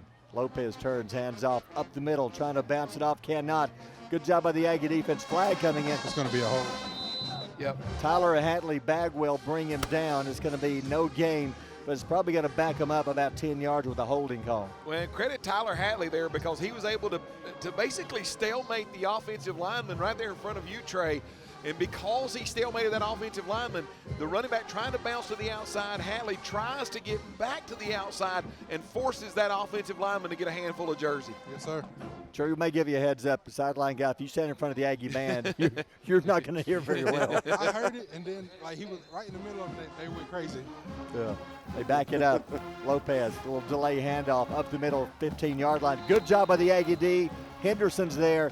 Big Julius Staten's there. No gain. It's going to be 3rd down and long. But if we do want to go back to that last one, like he said, the running back, he's trying to get off his lineman. He's trying to see where his lineman's going, and his lineman had to hang on too long and got jacked. Hey, check out the change on the side. They got the change reversed. Look, they've got the change are going as if the Aggies have the ball. The change are not even correct right now. No. Lopez back to pass, though, to the end zone, incomplete. Look at the change right now, guys. They're looking as if we have the ball going to the right direction. They're showing it's 3rd down and a -2. No, let me tell you what that is, Barry. 3rd and goal. I don't think they ever moved the chain because there was a penalty because it was 1st and goal at the 2-yard line. I thought, wait a minute here, something's wrong, but I got you now. I remember now it was 1st and goal. So now it's going to be incomplete pass, 4th down, up 3rd down. They're going to send 2 men right side. Lopez back to pass. Those left side to the end zone. Got it. What a pass. What a catch. Wow. Aggies are trying to say that it was out of bounds. Now, I'm going to tell you, that was a great catch. I mean, look, you got to give credit where credit's due. Number 11, Ty Dowdy, probably the best wide receiver James Clements has got. Back shoulder throw by Lopez. Dowdy's got it. And then as he's falling out of bounds, Barry switches the ball to his right hand and then just reaches the ball across the plane into the end zone. That's just a great play by a great receiver. That was a great pass and a catch. You can tell these guys work on this a lot. Kick up in the air, and it is good. We'll keep it here. Go back to that touchdown pass, Chris. That was beautiful. Yeah. The receiver made the catch. You can tell they must work on these things probably 30, 45 minutes after practice every day. Yeah, a little back shoulder throw. Wow. That was beautiful. So Lopez, what's Lopez's numbers now? That's his, 3rd touchdown pass? So Lopez, a 2-yard. He's 10 of 18 for 168 yards. Wow, and that's his 3rd touchdown pass play. And here's your Gilbert and Ball Ford scoring summary. Yeah, it only took him 3 plays to go 28 yards. Lopez to Dowdy on a 17-yard strike. It was 3rd and goal all the way back because of the penalty. Extra point up and good, and the Jets are flying high, guys. 49-0, and 9:45 still left to go in the first half. Gilbert and Ball Ford in Albertville. Go see the difference where Fords really do cause less. And this is going to be a big win for James Clements. That'll move them to 3-3, and it still keeps them mathematically alive for a playoff spot. Well, and next week they get Grissom. So you kind of you see this against Albertville. Barry, I think most people would agree that we were evenly matched with Grissom, just a couple of late scores for them in the second half. So I mean, you hate to pick anybody, but I would pick James Clements I would too. To win this game. And then I'm going to pick James Clements to win next week and really cause a lot of pressure there in the last week of region play. I think as long as the team has a Gio Lopez at a quarterback, you've always got a chance. Here's a kick, high kick, short kick, returnable. Menendez back there, he's got a 10, 15 to the 20. Good run, 25-30. Boy, he saw a gap, but the speed of the Jets brought him down 32-yard line. But that was impressive. Menendez, a good return. Yeah, it was impressive. Menendez coming here along the near side, got an opening, and I thought he might be gone. And if it's not for number 24, Terrell Denson coming down to make that tackle, Barry, I think he's the last guy who had a shot at him. Which number was that you said just had the last shot? Number 24 is the one who made the 24, tackle. when he came over, if he would have missed that tackle, guys, I think he was going 88 and out the gate right there. Yep. Quick score, Austin leads Bob Jones 7-6. That's a big game for Austin. They can wrap up our region if they can win that game. Have they made substitutions on defense? They may have made a few. Yep, they have made it. The D-line looks brand new. The handoff to Gant up the middle, 30, 32, 34, 35. How about Gant? I think they've made quite a few substitutions, to be honest with you, because I noticed it looked like a brand new D-line. And with that one, a gain of about 5 for Gant. Yeah, looks like we got him looking at my roster and looking down there. Looks like you got a lot of juniors and sophomores playing right now. So this may be the number 2s and maybe a couple of JV players mixed in there as well. I see 7 is out there. Mostly their entire defense looks brand new. So this is a good chance for the Aggies to burn some clock, get some first downs, and get something on the board. And you may be at the point where you may not see Gio Lopez back on the field the rest of the game. And the starting quarterback may not return because he's not hurt. But, you know, why chance it? Reese turns, hands off to Gant. Hit him in the backfield. They were in the backfield by the time he took the handoff. A loss of a couple of yards, 3rd down and 7 coming up. Yeah, you got to give credit right there. I mean, just the James Clements Jets defensive line, even though there are twos, you know, it's their time to shine, Barry. And what do? They go out there and the Aggie offensive line just having a hard time blocking them. And on the far side, I believe it was number 84 on the far side making that tackle. They're down in 5 from the 38-yard line, and Aggies turn I know using this some. is Albertville Aggie football, but we got to give a shout out to that James Clements band, man. They have not stopped playing since they entered the stadium. Back to pass. Reese rolls right side, throws, got his man. Nope, I think it took a one hop. It's in front of Connor. Did a great job. I think they're going to give it to him. I mean, why not? Give it to him. You're down 49-0. Give him a break, and they did. From here, I thought it might have took a little short hop, but great job by Connor going down low to the turf, putting his hands under it. They're going to give him a catch, first down. Yeah, I think it was a catch. I think it was a catch. I think he got his hands on top of the turf. I think it was a good catch. Great job by Connor. Good job of Reese rolling out that time. Had an open man. Aggies are getting open about 5-6 yards downfield. I had to keep going short pass plays. Just keep doing just that. 47-yard line, 1st and 10. Reese turns, hands off to Gant. Gant, they wrap him up in the backfield again. Even their twos on the defensive line are whipping our offensive line from time to time. They did it again that time. Well, that time, the underneath handoff is going to the left-hand side. James Clements, I think, actually had their defensive line slanting to the left. So when that underneath handoff, if Reese pulls that, comes to the near side, he's got a lot of green grass in front of him. But that underneath handoff, they literally ran that into the teeth of the slant tray and just nowhere for him to go. Yes, sir. They called it right. They called their stunts right. They called the gaps right, and they just ran right into the ball carrier. James Clements putting a few starters back in, I've noticed. 2nd down and 10. Reese, little end around. Connor Lowry stops, takes different direction. Got a block downfield, but they bring him down. He picks up a yard, took it to the right, nowhere to go, stopped, changed directions, runs all the way across the other side of the field. Got a block over there, but it wasn't enough. Gains a yard, maybe 2. It'll be 3rd down and 8. And guys, Jamal Mayers that just ran that punt back obviously must be a number 2 defensive back, because if Connor Lowry is able to get by him, Barry, I think Connor Lowry's gone to the house because he reversed his field, trapped 10 James Clements Jets on this near side, and Mayers is the only guy over there with a white jersey, and he unfortunately makes the tackle. And that's great. That's great coaching, great discipline by him as well, because he knew if he didn't stay home, they might have gave a touchdown right there. 3rd down, 8, a little delay. Gant's got a hole, 45-40, breaks the tackle, 35 to the 32, both hands on the ball. Great job by Gant. They were trying to strip the ball, and he takes it all the way to the James Clements. They're going to spot it, 29-yard line. That was a great run, Chris. Biggest play of the night. Yeah, 22-yard gain by Gant. Great job right there. So the Aggies driving, 5:51 to go in the half, down 49-0. Yeah, we're not even at halftime yet. 1st and 10, ball on the James Clements 29-yard line. You got Colvin and Lowry wide right side, and Hunter Smith wide left side. Gant stays in the backfield. Got to hurry. Play clock winding down. Reese, the snap, turns to Gant. Up the middle, dancing around, nowhere. They broke through the offensive line again. Drops him in the backfield for a loss.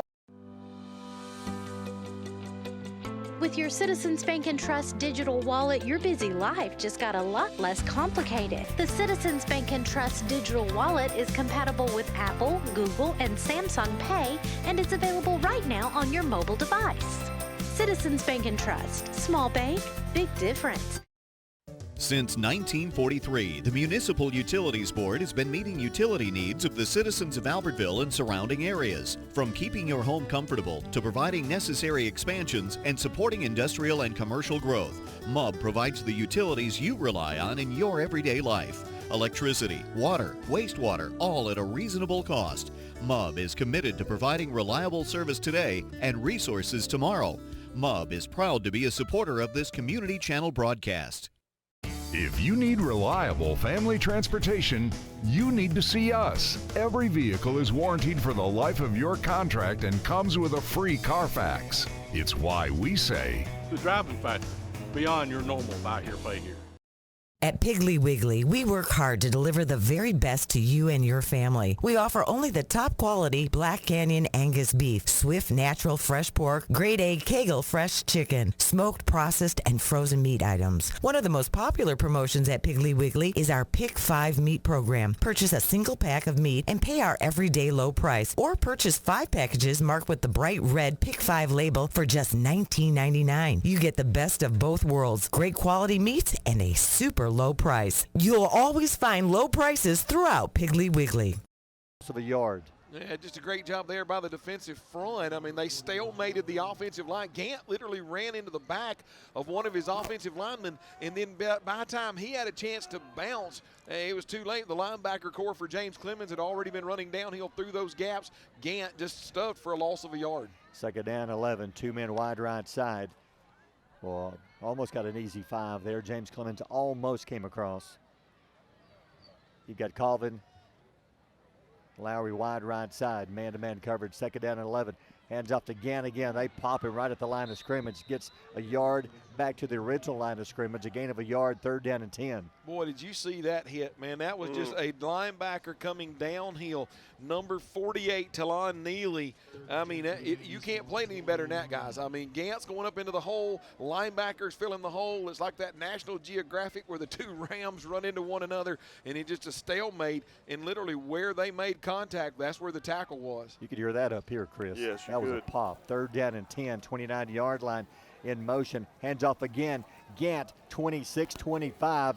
Down to the 25, a gain of 4. It's going to be 4th and 6. You know they're going to go. They're now on the James Clements 25-yard line. I was just kind of hoping Gant was able to get up from that one, guys. He got hit, got turned, and then kind of folded in half as the pile went down on him.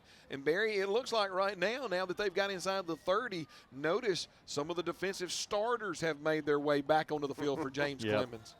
This is the first time I've seen their safety stay back on the whole drive. 4th down, 6.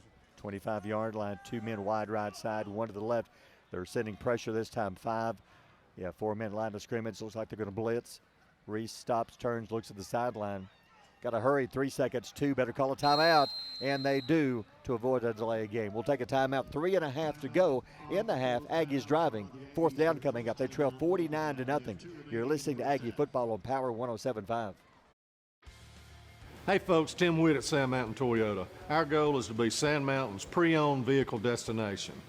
We strive to keep vehicles for every budget, and all of our vehicles go through a strict multi-point inspection by our award-winning service department.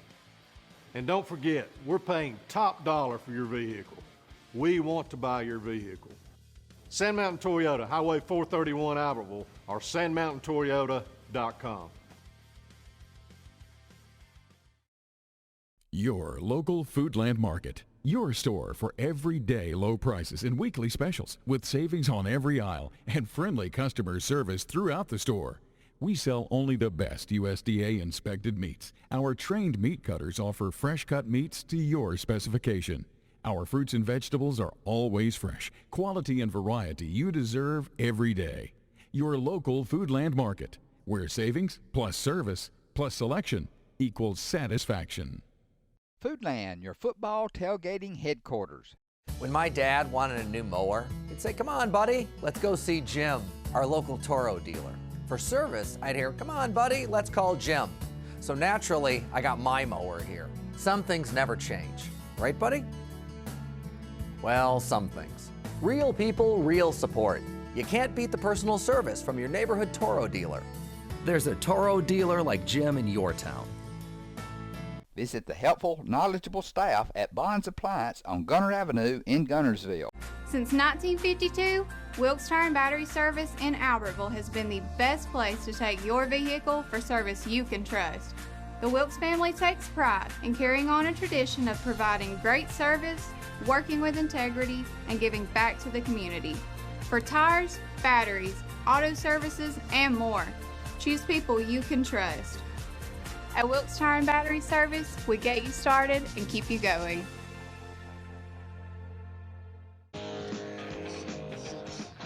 Aggies had to call a timeout. A couple of scores. Etowah, Cherokee County tied 21-21 second quarter. And latest score was Scottsboro Douglas still tied at 14. Yeah, and Arab leading Gunnersville in the second quarter 20 21-3, Barry. Boaz over Sardis 21-8. And Fife, that big machine that they have up there, just because I like to keep track of them. How about this, 27-6 at the half? Is that Pisgah?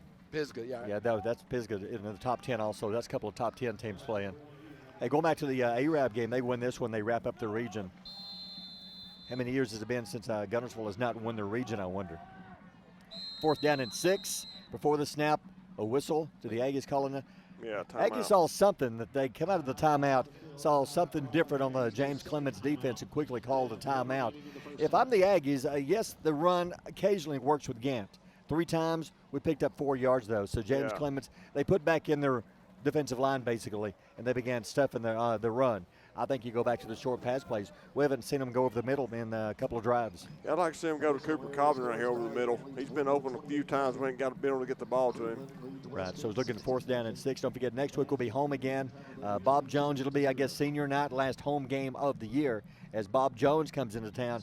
And when you talk about quarterbacks, we'll see one of the, I guess, either, I don't know if Lopez or Hardy is going to be considered the best. Hardy last year was a young man who, touched the ball like first 3 times, scored 3 touchdowns. Yeah, the very first time he touched the ball up there at Madison Municipal Stadium, it was 1 play, and he was gone 80 yards. Guys, you're getting to see one of the prolific passers in Class 7A. We talked about Gio Lopez being number 2 in 7A. Next week, Hardy, although the quarterback, the number 2 leading rusher in 7A. All right, Reese back to pass, 4th down. Here comes pressure, has time. Those are the end zone. Got his man, got him turned around, and finally pass interference. James Clements. That time, Trey, they finally called defensive pass interference. They finally called it. Our receiver's looking this way, and a cornerback grabs him on his shirt. So that was a good call. I think he kind of turned Hunter Smith around because Reese threw it towards his left shoulder. The ball went over his right shoulder. I think the defensive back kind of turned Hunter around a little bit. You look at the way the wind's blowing. I think that Reese was throwing it down the middle of the field. I think the wind, and he actually got a little bit of air under it. I think the wind began to turn it. Defensive back just kind of got lost, couldn't figure out where Hunter was going or where the ball was going. Tried to reach out, just grab a little bit of jersey enough to tug Hunter, but thank God the back judge back there saw the tug, able to throw the little yellow hanky on the ground, and that gives Albertville a 1st down. That's a big penalty, Chris. Yes. Because the incomplete pass was going to turn the ball over on downs, but now we get a new set of downs on the 12-yard line, 1st down and 10, 3:21 to go in the half. Aggies driving, first time of the night. Hands off to Gant. Gant, they stand him up again at the line of scrimmage. You can tell when the first team comes back in. Second team, we're moving the ball. First team back in, they're stuffing us for maybe a 2-yard gain. You know, and they ran right at number 90, Nate Jennings, the 6'5", 240-pound defensive end. And, guys, he's just a junior. By the way, you get to see him again next year.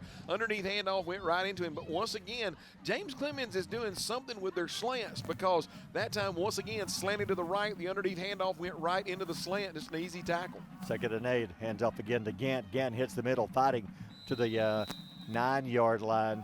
Maybe the 8, picks up a couple. A gain of 3. It'll be 3rd down and about 6 coming up. Hey, got to credit the Aggies offense, though. What about this, Barry? This has been their longest drive of the game. 9 plays that started at their own 33-yard line and now inside the 10. So credit this offense not giving up, still fighting here in the latter moments of the first half.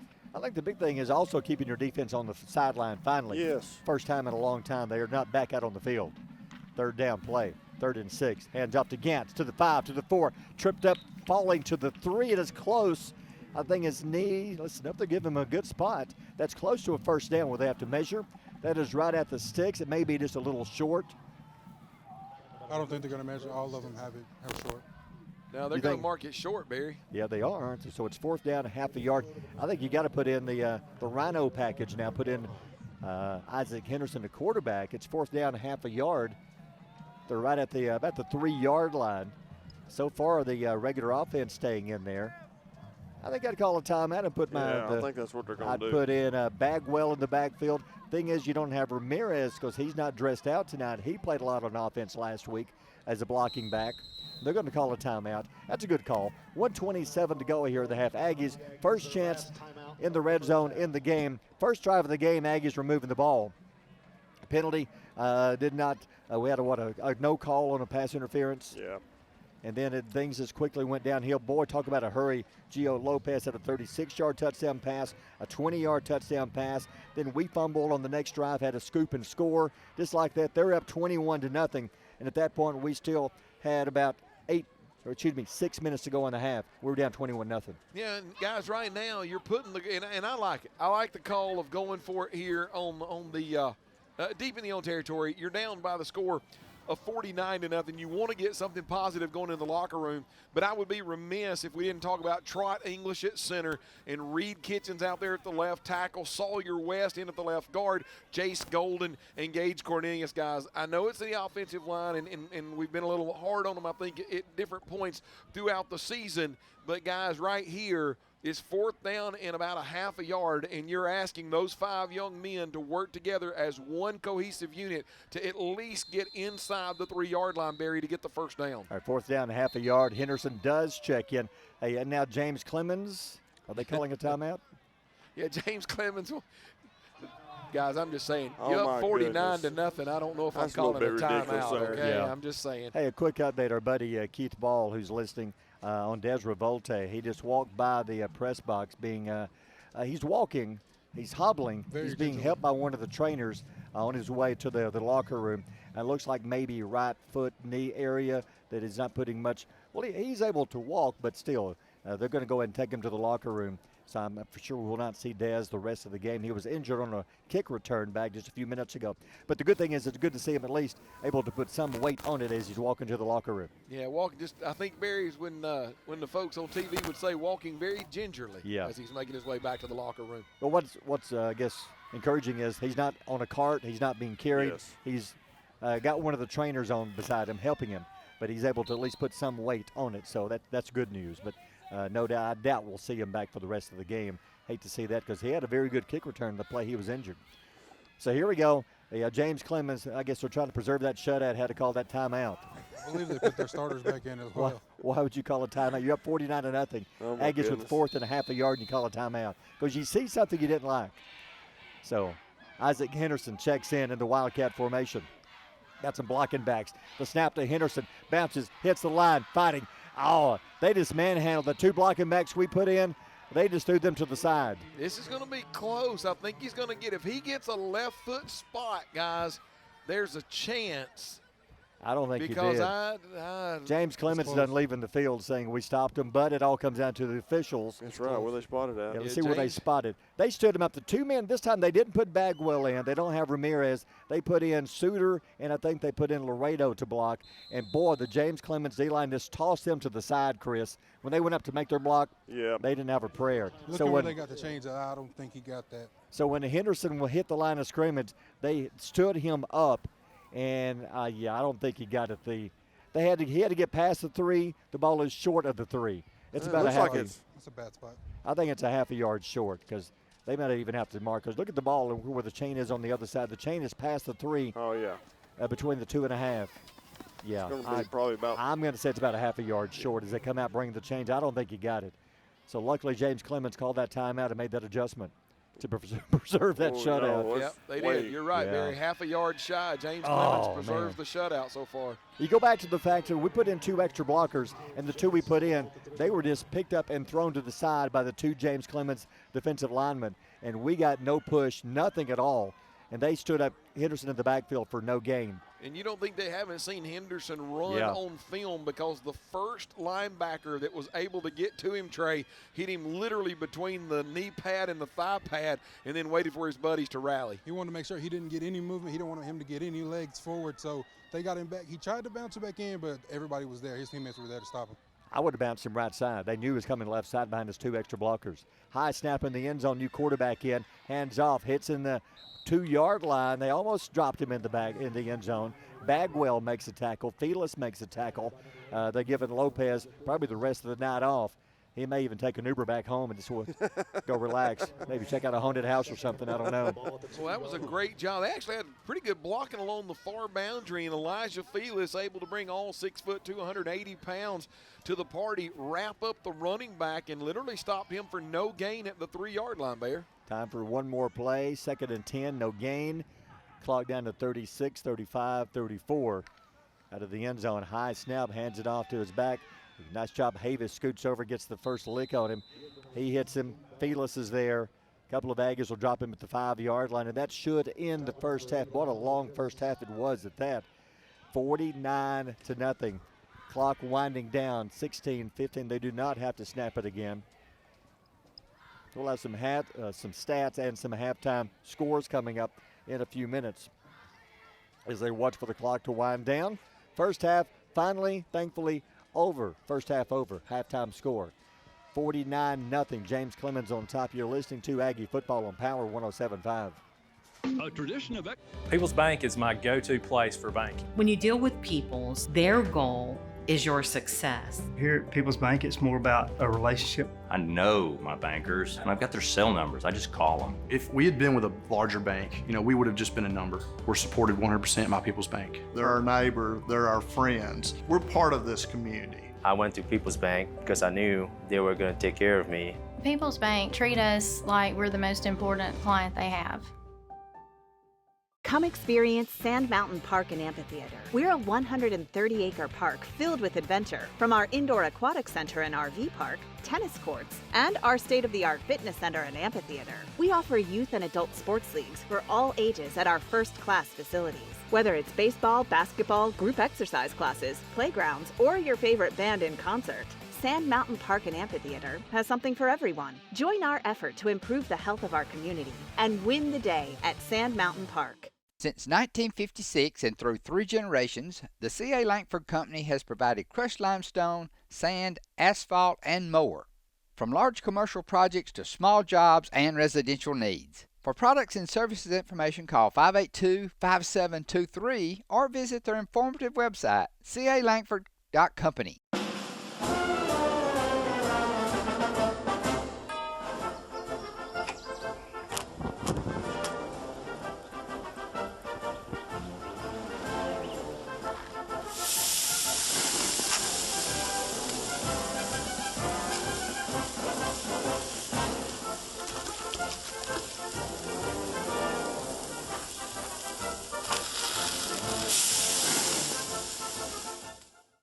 Marshall County Gas is a proud supporter of this community channel broadcast. Remember, gas does it better naturally.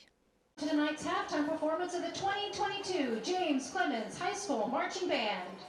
The band is proud to present their 2022 competition program, The Subjects of Time, featuring the music of Van Halen, Jim Croce, Cyndi Lauper, Christy Perry, and David Mislenka. And now, under the field direction of drum majors Ayanna Milligan, Brian Freer, and Logan Thomason, please welcome the James Clements High School Marching Band.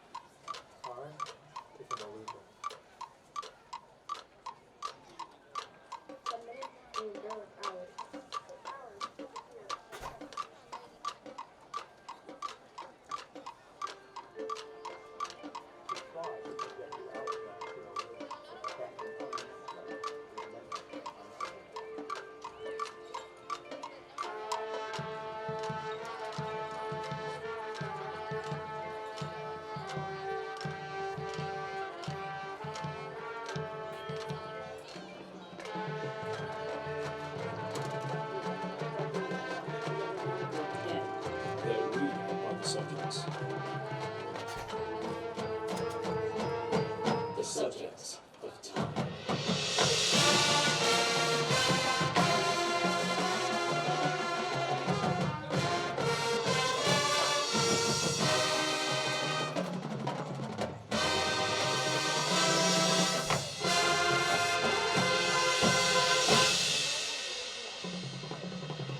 We race against time, chasing the clock. Where's the clock? Chasing us.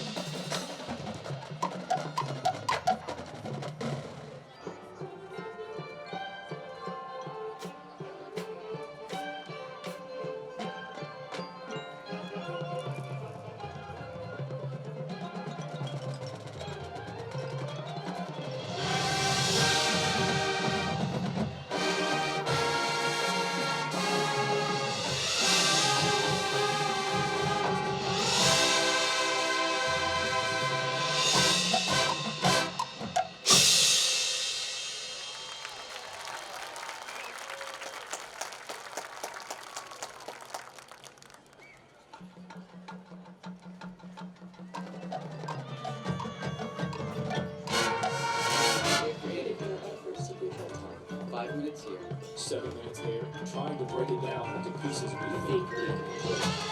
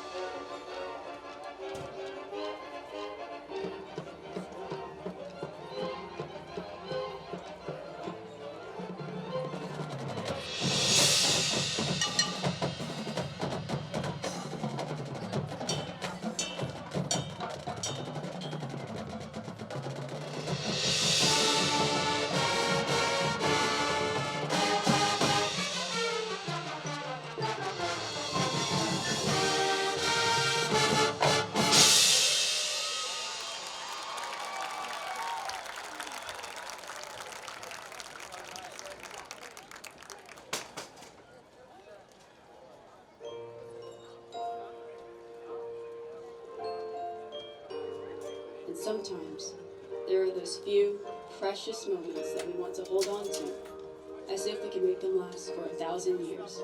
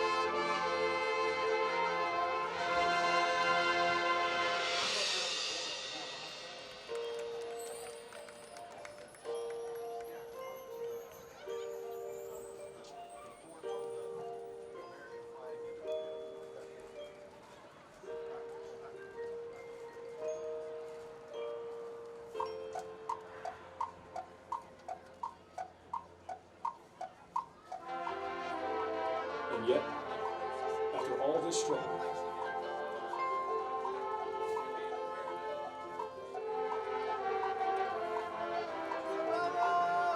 rushing through hours while trying to cling on to the years,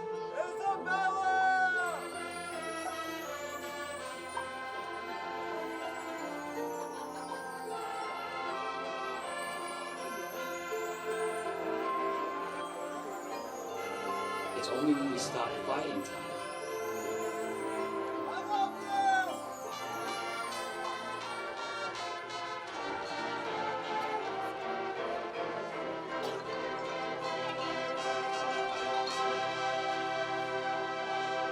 that we learn to appreciate the moment.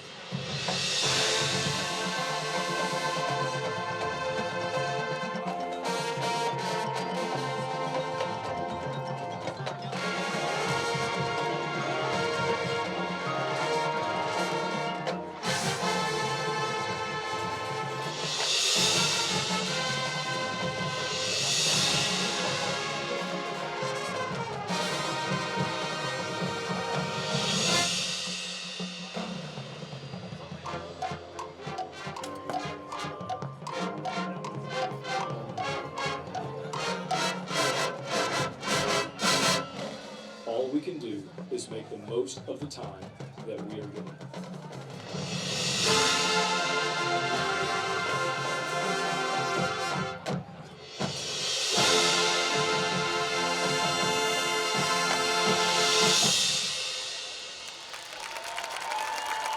Ladies and gentlemen, the James Clements High School Marching Band. With your Citizens Bank and Trust digital wallet, your busy life just got a lot less complicated. The Citizens Bank and Trust digital wallet is compatible with Apple, Google, and Samsung Pay, and is available right now on your mobile device. Citizens Bank and Trust. Small bank, big difference.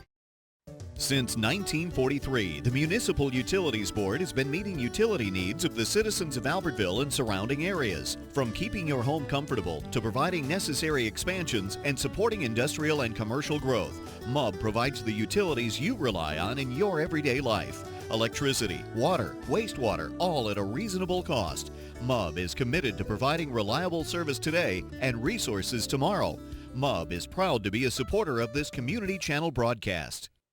If you need reliable family transportation, you need to see us. Every vehicle is warrantied for the life of your contract and comes with a free Carfax. It's why we say, the driving factor, beyond your normal buy here, pay here.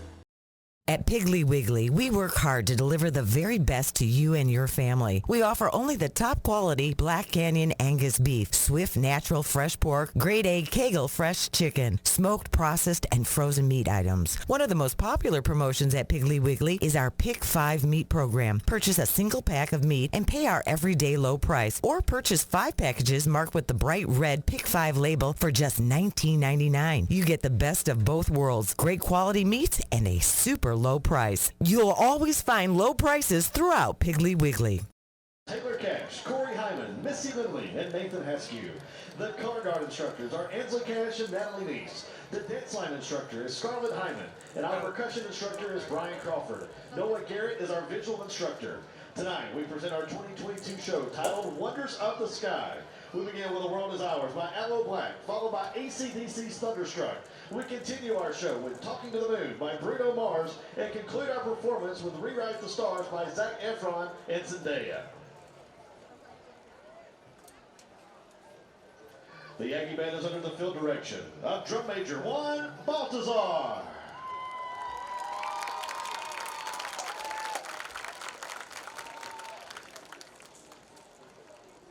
And now, ladies and gentlemen, we proudly present the award-winning Albertville High School Aggie Band.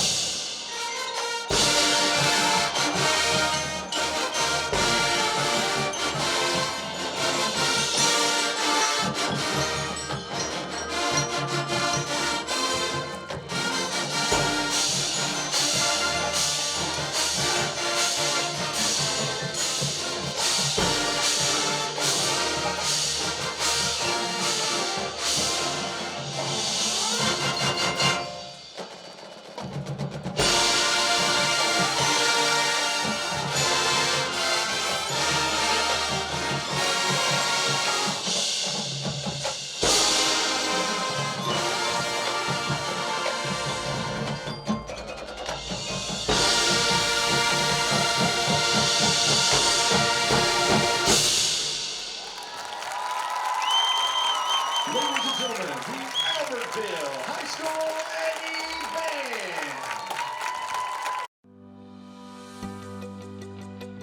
With your Citizens Bank and Trust digital wallet, your busy life just got a lot less complicated. The Citizens Bank and Trust digital wallet is compatible with Apple, Google, and Samsung Pay, and it's available right now on your mobile device. Citizens Bank and Trust. Small bank, big difference. Since 1943, the Municipal Utilities Board has been meeting utility needs of the citizens of Albertville and surrounding areas. From keeping your home comfortable to providing necessary expansions and supporting industrial and commercial growth, MUB provides the utilities you rely on in your everyday life. Electricity, water, wastewater, all at a reasonable cost. MUB is committed to providing reliable service today and resources tomorrow. MUB is proud to be a supporter of this community channel broadcast. Established in 1946, Kirkpatrick Concrete has a tradition of top quality products and service. They now have 11 North Alabama locations to meet this area's demand for quality ready-mix concrete. For your next project, your friends at Kirkpatrick Concrete are just down the road. Well, and here's the thing. If you're James Clements, I can see exactly where you are with a 49-point lead. You don't want to get anybody hurt because one game left on your schedule in region play against Grissom. You want to make sure that you win that game to give yourselves a chance. And if you're Albertville, you're down 49-0. What is playing? Exactly. And getting beat 70-something. What does that accomplish? And now James Clements will kick off to begin the second half. The kick, deep kick, Connor Lowry returns it, 10 to the 15 to the 20 to the 25, changes directions, tries to get around the corner. That's not going to happen against these teams from Huntsville. There's a flag. Was it a face mask? Yeah, they may actually get Connor Lowry on the face mask this time because he reached out with his hand and grabbed the defender. I don't know if the defender had his. Be interesting to see if both of them had a handful of face masks going to the ground. He was trying to do his best. Gio Lopez instruction, go left, go right, and give him one to the face, but I think he got too much face mask on that one. Yep, you are right, John. It's going to be offensive face mask against Albertville. So right off the bat, not looking good to begin with. There is a running clock, so like on plays like this, the clock continues to run, and that'll just speed up the game. That may be why, Chris, we saw Lopez come out of the locker room without even his helmet. Because over on the side, I see him holding like a sheet now, like a play sheet. He may be helping call plays now. I'll throw in an interesting tidbit. Go ahead, Trey. So my junior, sophomore year, Hoover was playing a team. Hold on one second, Trey. Let's catch this. Reached out of the gun, turns hands up. Got a hole, 20 to the 21, 22-yard line. Looks like, John, looking at the personnel, there's a few starters out there for James Clements. I think they've made kind of maybe half and half. Yeah, twos. I think you got your twos, and I even think you got some JVs in here in the linebacking core a little bit. So a gain of 5 that time. So the Aggies going in a hurry-up offense. 2nd and 5 from the 22-yard line. Clock running. Will continue to run here in the second half. Aggies down 49-0. Gant on the last carry. You've got Lowry and Cooper Colvin wide left side. Colvin wide right side. Smith here on the left side. Aggies better hurry. 10, 9, 8. Finally the play again. Reese turns, hands off to Gant again up the middle. They stand him up, but breaks free. 25. He was stopped, nowhere to go. Ends up picking up close to an Aggie first down. It's a gain of 4, 3rd down, 1 Albertville. That's a good job there by the left side of this offensive line. You've got was it Reed Kitchens and Sawyer West and Trot English doing a good job here along the near boundary, able to gain a hole, getting north and south, and what the Aggies needed coming out of the locker room, Barry, is, and Coach English talked about manageable third downs, and here's a 3rd and 1. We're seeing more of Laredo on the offense. He's kind of like an H-back, blocking back. He's in the game, but played a lot of the first half. Didn't carry the ball. 3rd down 1, Albertville from the 26-yard line. Reese turns, hands off again, left side. Gant pops around the corner, 1st down, 30, nice run, 37-yard line. Now, Trey, what were you saying again? When I was my sophomore year, Hoover was playing. I can't remember what team it was. They were up maybe 60-something, 70-0 at halftime. They sent their starters on the bus home. Wow. Wow. Okay. I'm seeing Lopez over there, but seriously, he came out of the locker room without even his helmet, so we may not see the quarterback. I don't think I'd play him another down. There's no need to. Nope. No need to. Got Grissom looming out there in the distance, and one more win makes you 4-3 and a really good chance to get into the playoffs. 1st down, Albertville, 37-yard line, clock running, 9:02 to go in the 3rd. Hand off to Gant again. Gant following his blocking, 41, 42-yard line. Good job blocking, trying to see which big Aggie that was. I think that was Jace Golden leading the way. Nice. Gant just got in his back pocket and followed him for a 5-yard gain. Yeah, and right now the offensive line of the Aggies coming out of the halftime locker room against an opponent that's probably formidable to where they would be. James Clements, once again, their starters for defense over on the sideline, seeing more of their 2s on the field now. But, Barry, the Albertville Aggies are, they came out of the halftime locker room, made a few adjustments, and the offensive line getting after the opponent's defensive line, moving the football. Laredo checks out. I think we're going to pass this time, Chris. Yeah. They took their blocking back out. I think you may see a pass here. Nope, end around. Hands off to Lowry. Hits the middle, 43-yard line. They tried the end around. Lowry did not get the first. Let's see where they spot it to the 44. So it's going to be 3rd down at about 3.5. Underneath handoff to Connor Lowry. He tries to actually tuck back up inside, but linebacker Harrison able to get north and south and cut him down and make this 3rd down. And it looks like about a long 3, Barry. Scoring update. Austin trailed at the half, 12-7. They've come back to take the lead, 21-12. I think they had a little chewing at the halftime because this means they could wrap up the region championship with that win tonight. 3rd down and 3. End around again. Lowry, he's got a block. 1st down, midfield to the 46. Good job downfield blocking. Smith is there. Gant's there. 1st down, Albertville. Yeah, not only do you have Smith downfield blocking, but guys, I want to say that's number 52, Sawyer West, and also Reed Kitchens. Got the big hog mollies out front, leading them here along the near boundary. Needed 3, and Barry, they gained about 10 on that play. Another quick score, a game of interest. Douglas Scottsboro now leads 21-14. Watch a good ball game. Well, of all the scores coming up following this game, Aggies on the drive, on the move, on the 46-yard line of James Clements, 1st down and 10. Reese Knight turns, hands off to Gant. Gant dancing around, finds a hole, 40, 39, 38. He hit the hole quickly. Good run by Gant. Gant finally putting up some numbers here, Chris. Sure is. That gives him 16 carries for 59 yards. It's a gain of 9, so it's 2nd and short for Albertville.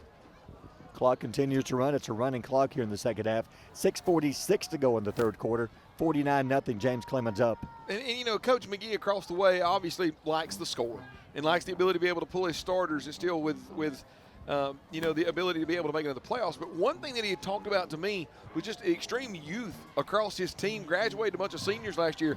Barry, in a game like this, he's going to have the opportunity to play a lot of those guys that are number 2s and number 3s in this game. 2nd down and 1.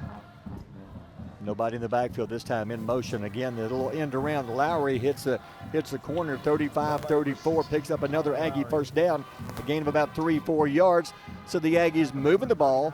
Hurry up offense. 1st down with 6 minutes to go in the 3rd quarter. Yeah, Aggies have done hit something on something as they bring Connor Lowry from a slot position across the formation with the underneath handoff. But a great job here. Guard is blocking down. Tackle is kicking out. And if there's a little hole right there, Connor Lowry is doing his best to get right up in that little hole. If he could ever make that linebacker miss, Barry, he may be to the house. Yep, 1st down 10. In motion, Lowry, they try the right side end around, tries to bounce around the corner. He's got speed, but not that much speed. Good job of the defense, but he does dive forward last moment. Picks up 4 yards, 2nd and 6 Aggies. That time kind of a new wrinkle. They've been blocking out with the tackle, blocking down with the guard. This time both the guard and the tackle on the far boundary block down, and the slot guy is able to make the kick out block. Connor sees it, but then realizes there's a linebacker filling the hole, tries to bounce it to the outside, and you said athleticism alone by Connor Lowry able to gain about 2 more yards. Got an injured James Clements player on the far side. They will stop the clock for that. We'll take a quick timeout. 5:13 to go in the third. Aggies driving down 49-0. You're listening to Aggie Football on Power 107.5. Hey folks, Tim Witt at Sand Mountain Toyota. Our goal is to be Sand Mountain's pre-owned vehicle destination. We strive to keep vehicles for every budget, and all of our vehicles go through a strict multi-point inspection by our award-winning service department. And don't forget, we're paying top dollar for your vehicle. We want to buy your vehicle. Sand Mountain Toyota, Highway 431 Albertville, or sandmountaintoyota.com. Your local Foodland Market. Your store for everyday low prices and weekly specials with savings on every aisle and friendly customer service throughout the store. We sell only the best USDA inspected meats. Our trained meat cutters offer fresh cut meats to your specification. Our fruits and vegetables are always fresh, quality and variety you deserve every day. Your local Foodland Market, where savings plus service plus selection equals satisfaction. Foodland, your football tailgating headquarters.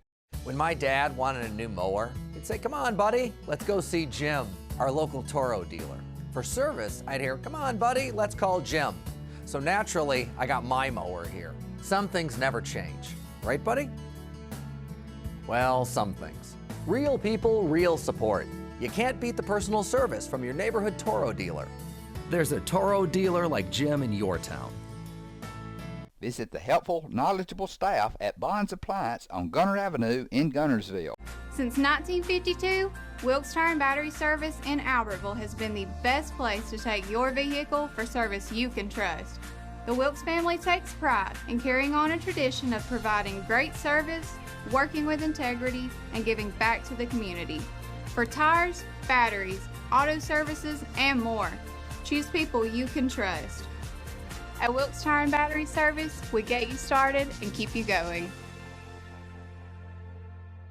Good news, injured James Clements player okay up under his own power off the field. Back to the action, handoff to Gant up the middle, 28-27 yard line. It's going to be short by a couple. Trey, what you got down there? It was either Barry, it was either you or it was John. I think they've hit on something. What I'm seeing, I think they're getting the defense to one side and they're going to the field each side, which means they're going to the open part of the field on each run they're doing when they're doing out of the slot, or if they're doing a sweep, they're going to the field side instead of going to the boundary.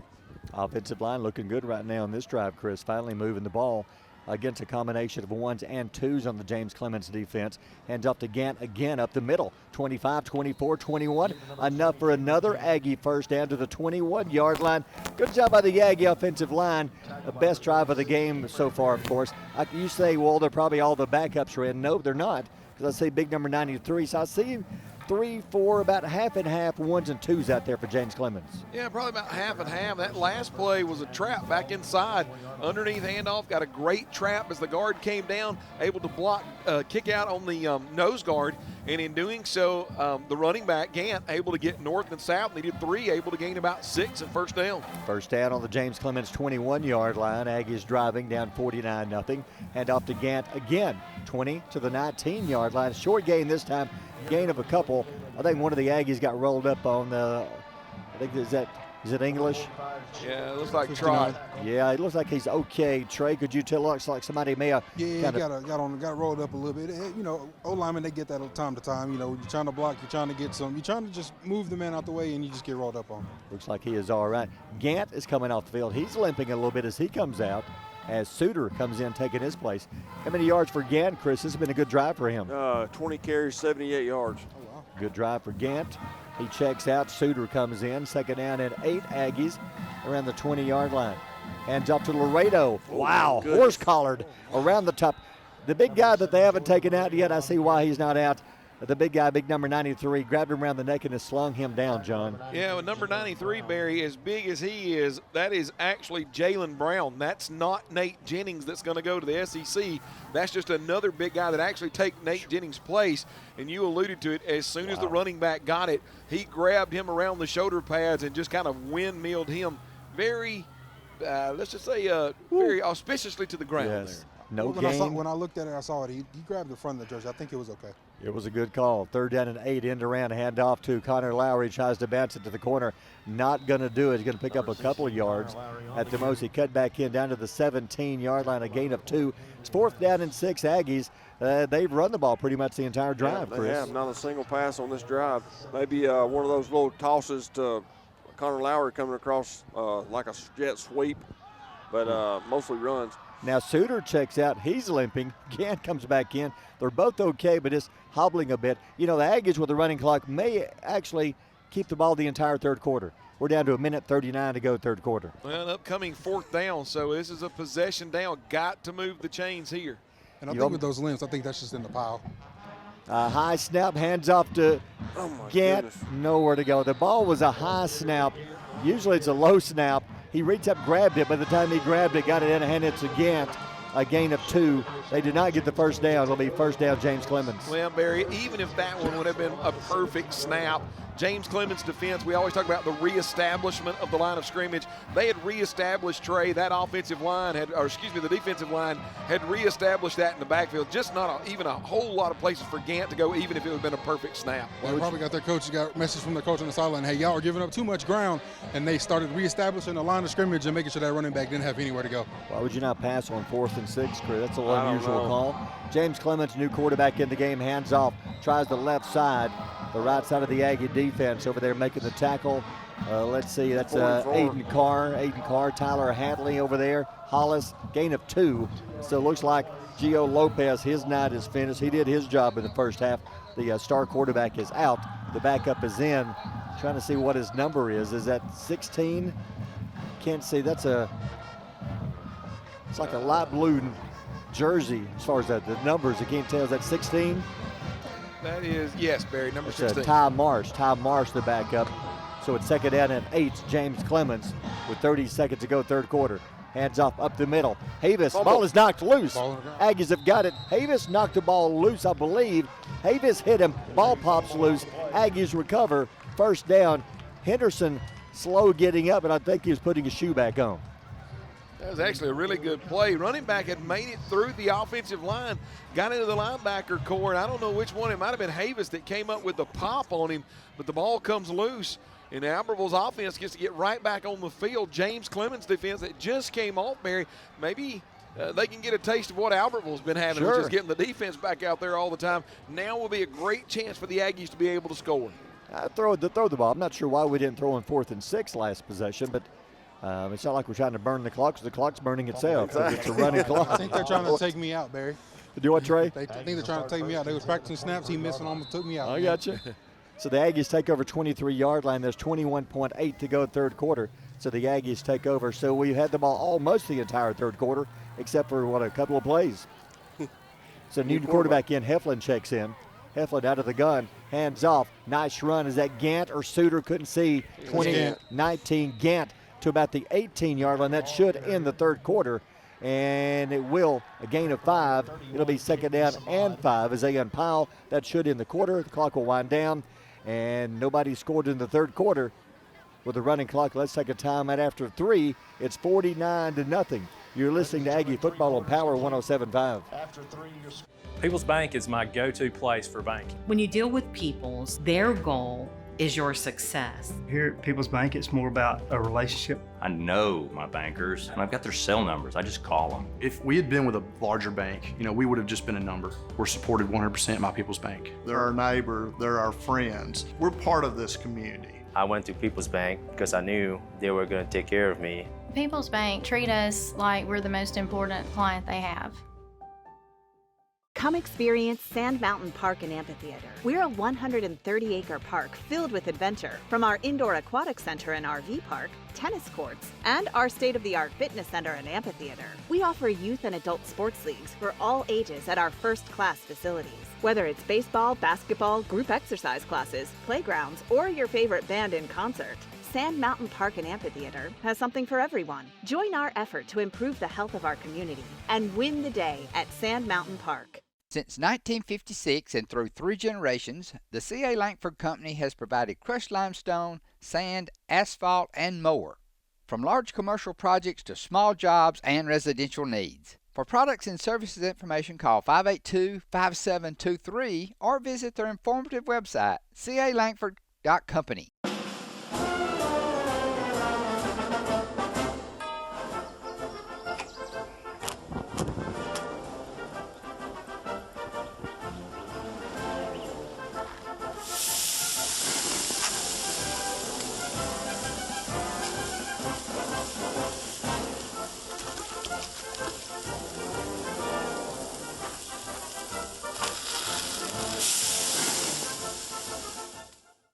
Marshall County Gas is a proud supporter of this Community Channel broadcast. Remember, gas does it better naturally.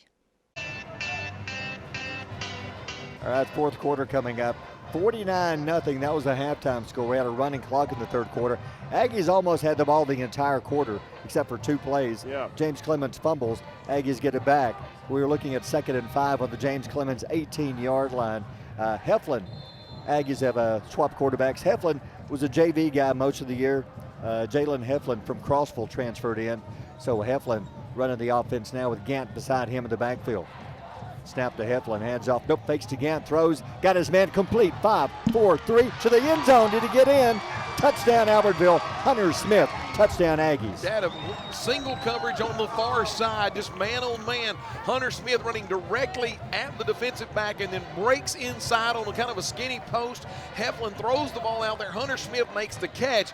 James Clements player around his legs at about the 3-yard line, and Hunter Smith, long and lanky as he is, able to lay all of that body out there, extend the body beyond the line of scrimmage, or beyond the, should I say, the goal line. Touchdown, big time play.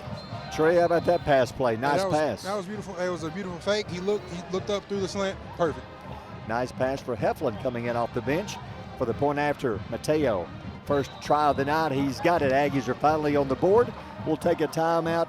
Clock running, 10:55 to go in the game, 49-7. You're listening to Aggie Football on Power 107.5. Horizon Communications' archives of local high school sports and school programs now spans decades and generations, covering multiple sports and programs. DVDs of these memorable events make the perfect gift for any occasion, and the cost is simple and affordable. The first game or program DVD is $20, the second game or program is $15, and then any others are only $10 each, all on their own individual DVD. Pre-1990 games converted from coaches' films are as low as $5 per game. We have hundreds of games from the late 50s on up.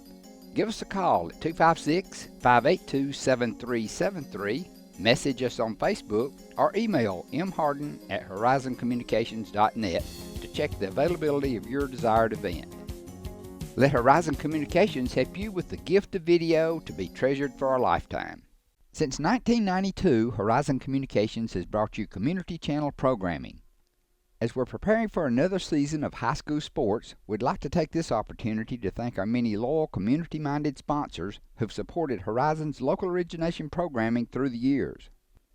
We encourage our local viewers to patronize our local sponsors and let them know how much you enjoy Horizon's Community Channel broadcast. For information on joining our team of Community Channel broadcast sponsors, give Mike Harden a call at 256-582-7373.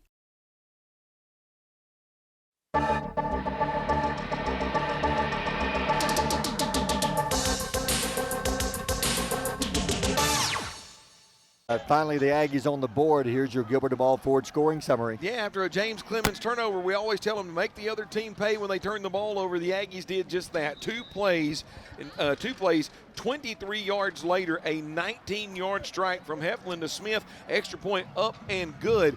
Jets leading this one, but the Aggies are on the board. James Clements, 49-7. Gilbert Ball Ford in Albertville. Go see the difference where Fords really do cost less. That was a nice pass from Heflin. Impressive. Sure was. Great job. Between the 1 and the 3, perfect pass. Good job by Hunter Smith, the catch. Stretched out, laying in the end zone.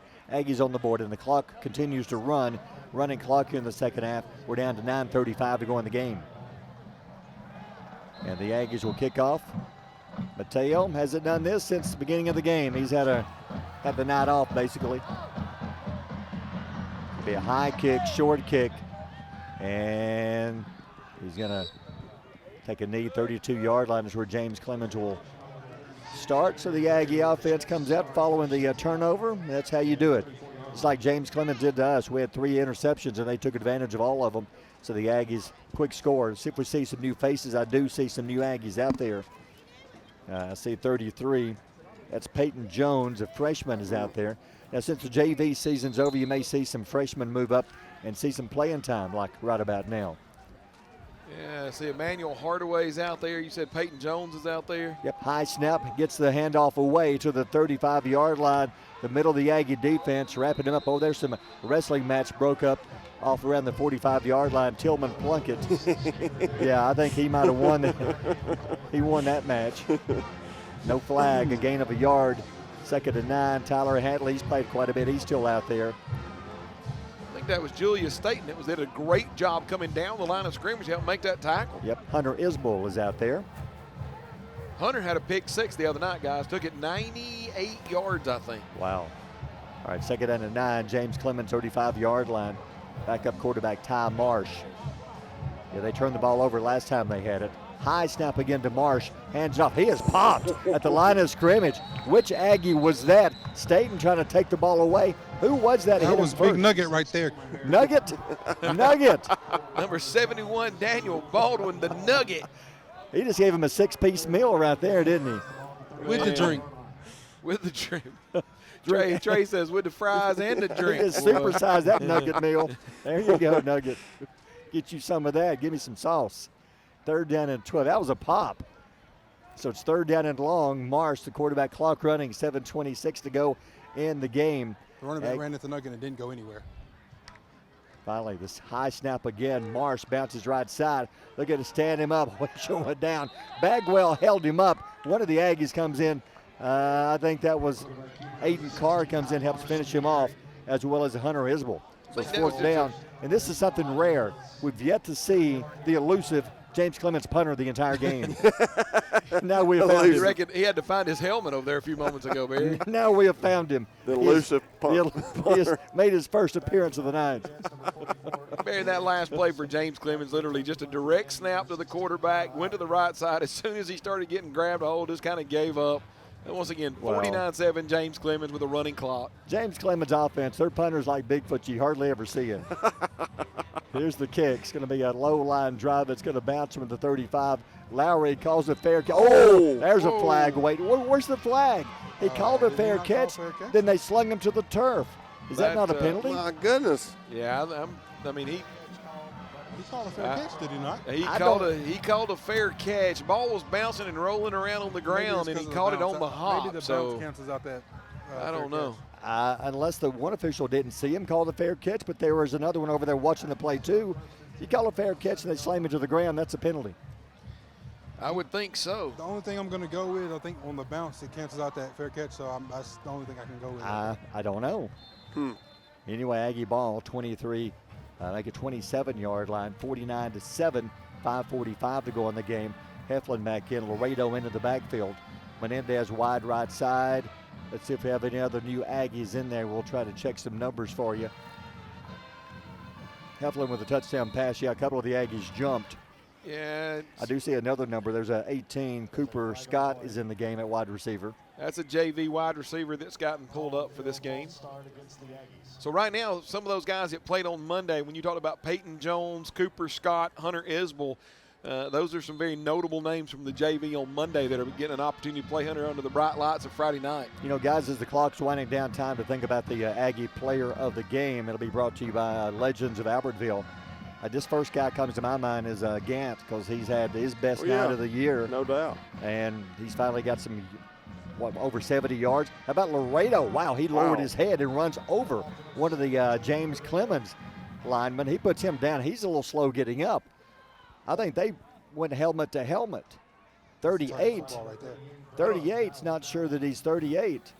He's shaking up. That Laredo punished him. Look, he's got that arm dangling on. He's probably got a stinger. Plus, wow. I wonder if somebody he probably doesn't even know that he's in 35950 land You're right now. He don't know what zip code he's in right now. That was a shot. Laredo punished him on that one. It's going to be 2nd down and 10 from the 28-yard line. Heflin, the handoff to Laredo again. Laredo not much there, 29-yard line, a gain of a couple.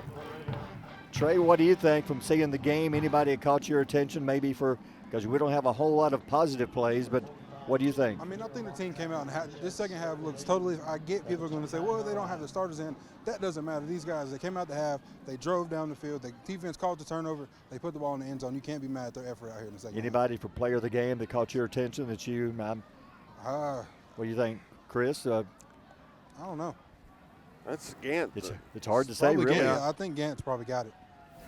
All right, 3rd down, 8 for the Aggies.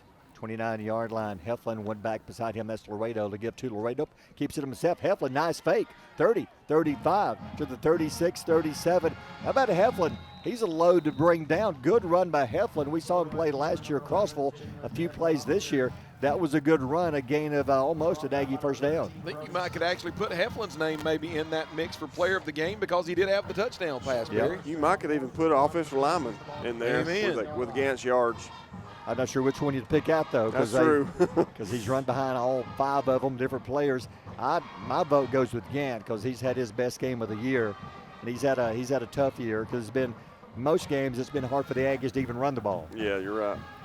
But he's finally had a positive yardage game. 4th down and a yard. Fakes the handoff. Heflin will bounce it left side around the corner. 1st down to the 39. That's a good run by Heflin.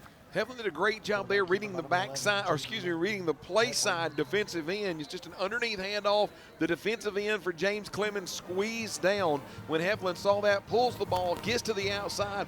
4th and 2, needs 2. Heflin able to gain 3, move the chains. Good job there by the young quarterback. 39-yard line. How many yards for Gant, Chris? Gant, 21 carries, 83 yards. So the Aggies ball 39-yard line. We'll have all the scores coming up following this game. We'll try to grab Coach English after the game for a comment or two. Etowah and Cherokee County 35 up, guys, in that region championship game. Great game. Heflin hands off to Laredo. Laredo being chased in the backfield. They're going to wrap him up back at the line of scrimmage. Nowhere to go but down. It's going to be 2nd and long. Under 2 minutes to go. Fast half because we've had the running clock this half. And it's 49-7. Aggies had the ball for almost the entire 3rd quarter. And 4th quarter at that. Yes, that's true.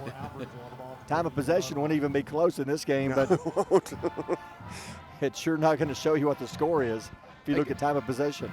What about Guntersville making a run? It was 27-3, and now Arab with the lead in the 4th quarter, 34-13 is Guntersville making a little bit of a run, and I think Fife finally eventually decided to put away Pisgah for real. I'm guessing the Arab 2s are in the game right about now. Probably so. Aggies handoff straight up the middle, nowhere to go. 3rd down and long coming up.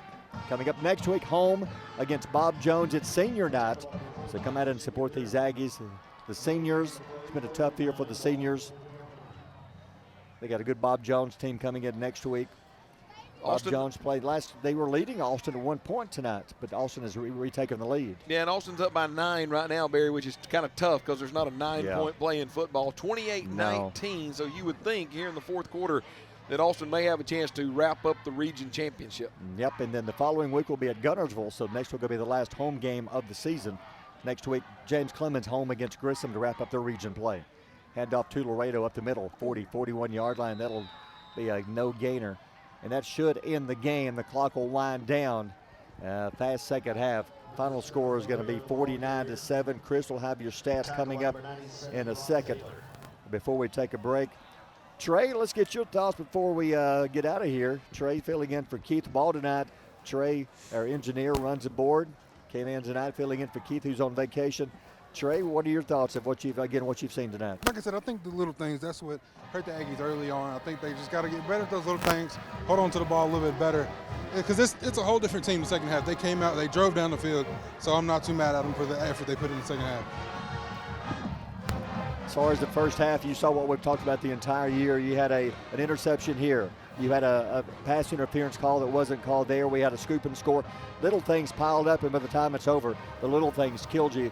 It's like sometimes it's not the one big alligator that gets you. It's all those little tiny alligators that get you. They all pile up, and they can do more damage than one big one. This little things killed us tonight, Trey. Like you said, those little things, they add up, and you look up after those little things happen, you're down 28-0, and it takes the fight out of you.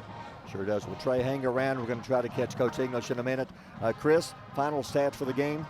Looking at the final stats, guys, 33 rushes, 114 yards on the ground, 5 of 15, 73 yards passing, 187 yards total offense for the Aggies. Connor Lauer, he was the big, he made most of it tonight. 4 receptions, 54 yards, and then Gant had the yards rushing, 21 carries, 83 yards. One thing, guys, tonight, penalty-wise, the Aggies didn't have many penalties to speak of tonight. That's true. They were real disciplined penalty-wise. That's tonight. true. As far as looking at James Clements, Lopez, again, one of the best quarterbacks we'll see. Didn't see him at all in the second half. Even left his helmet in the locker room because they didn't need him. So yardage-wise, what did Lopez do against us? 10 of 17, 168 yards, and 4 total touchdowns. Yeah, so 3 in the air and 1 on the ground. Lopez is the real deal. As far as comparing all the teams we've seen from Huntsville, I'd say quarterback-wise, Lopez is probably the best quarterback. I don't think he has as much talent around him as some of the other schools have, the Austins, the Sparkmans, the Florences. I think he's good, has a lot of good players around him. I don't think he has as many horses as some of the other teams have, and we've seen from Huntsville. Oh, I would agree with that. I would agree that Lopez is kind of what makes that wheel turn at James Clemens. Could you imagine him if he was the quarterback of Austin? Ooh. I mean, having a lot more horses in the barn and a much better offensive line. But nonetheless, listen, he's a good quarterback. Obviously, he's good at what he does. I mean, he's already signed a scholarship or committed to the University of South Alabama, so he's going to be a Jaguar. And what a place to go to school, right there on the beach, by the way. Yeah. But anyway, long story short, I kind of agree with Trey in the fact that, just some little things here and there early in this game, and the Aggies really got behind the 8-ball barrier. I think, what was it, like 28-0 at the end of the first quarter. And it's just hard to recover like that. Especially when we don't have a lot of horses in the barn right now, and a couple of our horses are at the vet's clinic, to be honest with you. Exactly. And so with that being said, Albertville's just got to regroup. You can't really dwell on this. You just got to put it in your rearview mirror because, if you dwell on it too long, here comes Bob Jones with the number 2 leading rusher at quarterback named Hardy. And so Aggie's got to put this one behind them, get back to the drawing board and find something that works, and then continue to get ready toward Gunnersville, guys. All right, we'll take a quick timeout and come back and grab some final thoughts from Coach Chip English. Again, final score, James Clements wins this one 49-7. We'll be back with more comments. You're listening to Aggie Football on Power 107.5.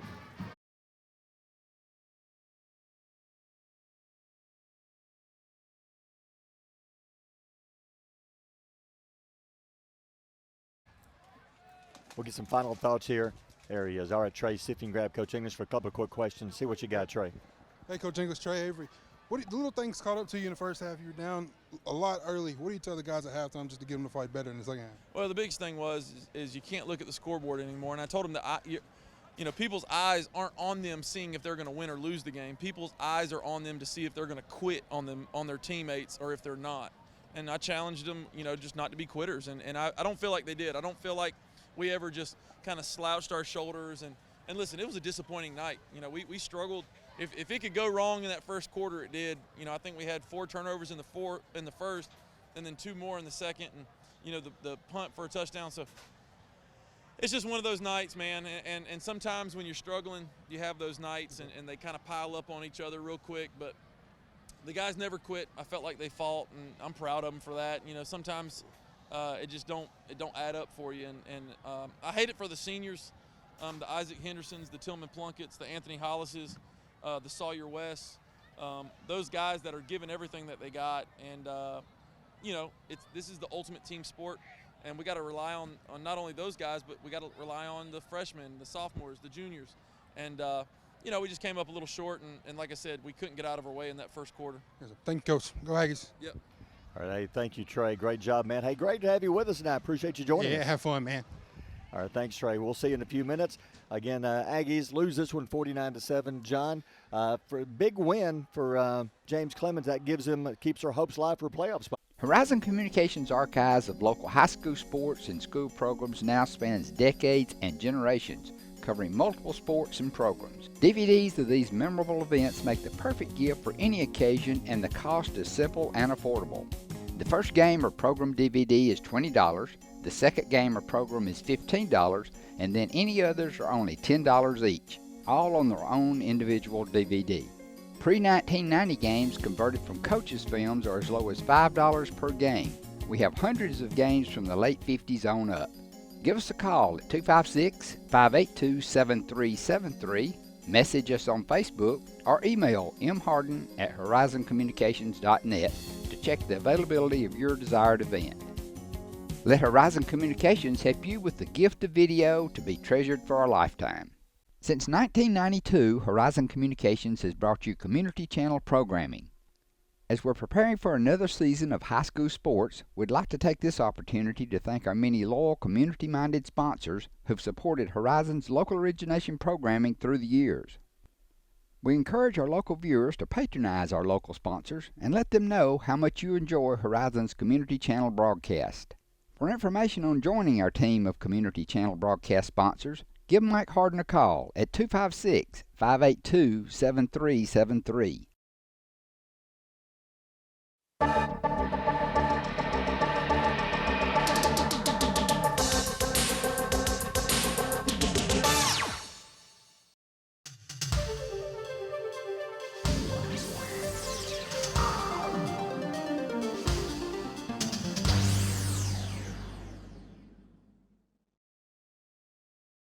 Hello, I'm Leslie Wright, and I'd like to welcome you to altrav.net, the online home of Horizon's Alabama Traveler, where we offer discounted certificates to the area's best restaurants, attractions, and more. To purchase certificates to any of the businesses you see featured here on the show, visit our website at www.altrav.net. Go to the Merchants page to place your order, and your certificates will be mailed out the following day. So without further delay, let's go to a participating merchant video. We're pleased to welcome the return of local restaurants to our lineup of Altrav discount certificates. Get out and support local business. We especially encourage you to remember our locally owned restaurants. They certainly will welcome your visit. David Harden and family welcome you to Wildcat Cafe, conveniently located across Highway 431 from Guntersville High School beside Foodland. Many of you remember David from his years at Guntersville Bowling Center, and particularly their snack bar. And a few years later, he opened his own restaurant, Tin Top Diner. And now David, along with his daughter Lindsay and son Patrick, own and operate Wildcat Cafe. Their specialty is fried or grilled chicken fingers along with their popular JoJo's, and the original dipping sauce on the side. They're available as a snack or by the plate with your choice of drink and other delicious sides like coleslaw, baked beans, pinto beans, fried okra, potato salad, french fries, onion rings, or corn. You decide, and your plate is prepared fresh to order. Other popular menu options include old-fashioned hand-patted hamburgers and cheeseburgers. The hamburger steak plate topped with seasoned onions and Dale seasoning is another popular choice. Wildcat Cafe also offers Barry's barbecue sandwiches or plates with sides. Salad choices include side salads and house salads, which you can have topped with your choice of chicken fingers or barbecue. You're always welcome to dine in or call ahead for your takeout orders. Wildcat Cafe also offers a convenient drive-thru for your to-go pickups. The Harden family extends a special invitation for your family to visit Wildcat Cafe, where you're always greeted with a smile and prompt, friendly service. They're located at 14164 Highway 431 across from Guntersville High School beside Foodland. Give them a call at 256-486-2233 and be sure to like Wildcat Cafe on Facebook. They're open to serve you Tuesday through Saturday for lunch and evening dining along with a Sunday lunch. And don't forget the kids. There's a special menu for them also. Wildcat Cafe, great food in a family dining atmosphere. Now visit Horizon's altrav.net website for your discount certificate to Wildcat Cafe and other popular local restaurants, shops, and attractions. You're watching altrav.net, the online home of Horizon's Alabama Traveler. Visit our website at www.altrav.net to purchase discounted certificates to any of the merchants you see featured here on the show. Wilson's Fabric on Highway 431 in Boaz is Alabama's largest fabric store. Family owned since 1964, the Wilson family is still involved in all day-to-day operations, and they, along with their experienced, helpful staff, will be happy to answer any questions and assist with all your needs. They now offer the area's largest selection of heat transfer vinyl and adhesive sticky back vinyl. All the popular brands are in stock, along with any supplies you may need. Shop in store or online at wilsonfabric.com. Free shipping on all orders over $50. Team fabrics are popular, and Wilson's has a wide selection of licensed collegiate and pro prints.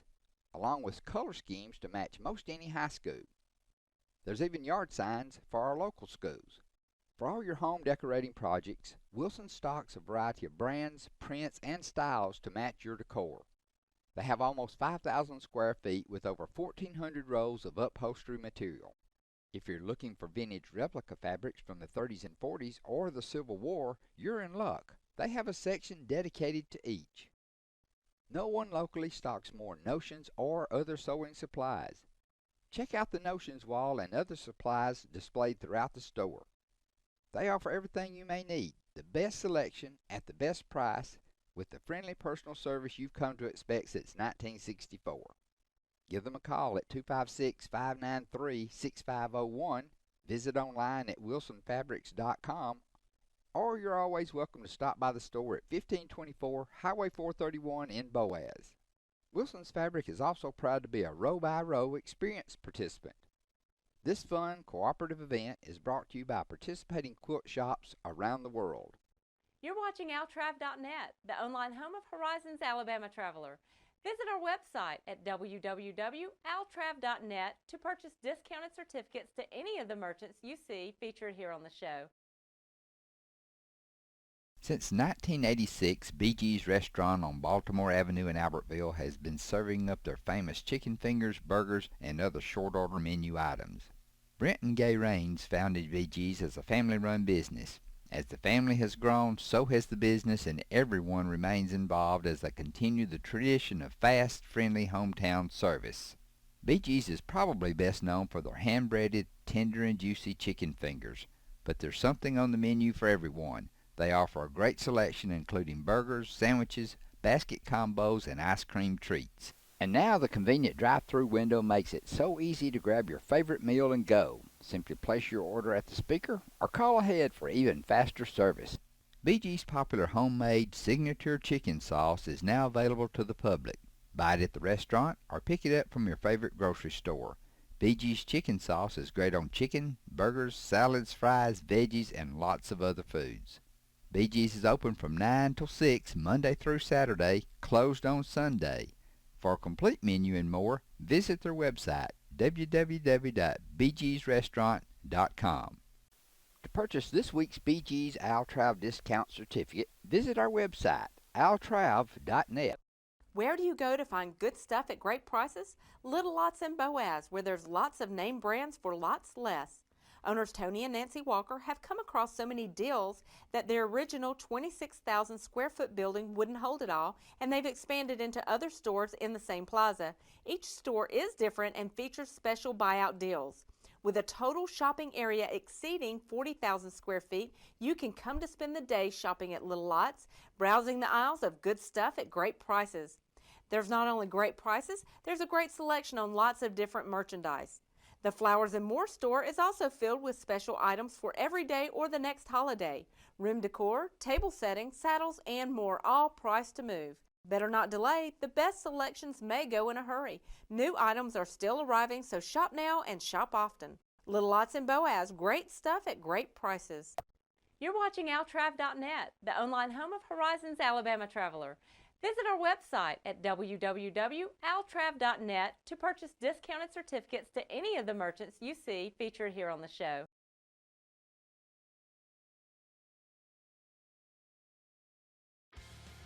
Hey folks, Tim Witt at Sand Mountain Toyota. Our goal is to be Sand Mountain's pre-owned vehicle destination. We strive to keep vehicles for every budget, and all of our vehicles go through a strict multi-point inspection by our award-winning service department. And don't forget, we're paying top dollar for your vehicle. We want to buy your vehicle. Sand Mountain Toyota, Highway 431 Albertville, or sandmountaintoyota.com. Your local Foodland Market. Your store for everyday low prices and weekly specials with savings on every aisle and friendly customer service throughout the store. We sell only the best USDA inspected meats. Our trained meat cutters offer fresh cut meats to your specification. Our fruits and vegetables are always fresh, quality and variety you deserve every day. Your local Foodland Market, where savings plus service plus selection equals satisfaction. Foodland, your football tailgating headquarters. When my dad wanted a new mower, he'd say, come on, buddy, let's go see Jim, our local Toro dealer. For service, I'd hear, come on, buddy, let's call Jim. So naturally, I got my mower here. Some things never change. Right, buddy? Well, some things. Real people, real support.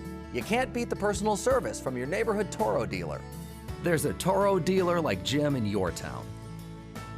Visit the helpful, knowledgeable staff at Bond's Appliance on Gunner Avenue in Gunnersville. Since 1952, Wilkes Tire and Battery Service in Albertville has been the best place to take your vehicle for service you can trust. The Wilkes family takes pride in carrying on a tradition of providing great service, working with integrity, and giving back to the community. For tires, batteries, auto services, and more, choose people you can trust. At Wilkes Tire and Battery Service, we get you started and keep you going.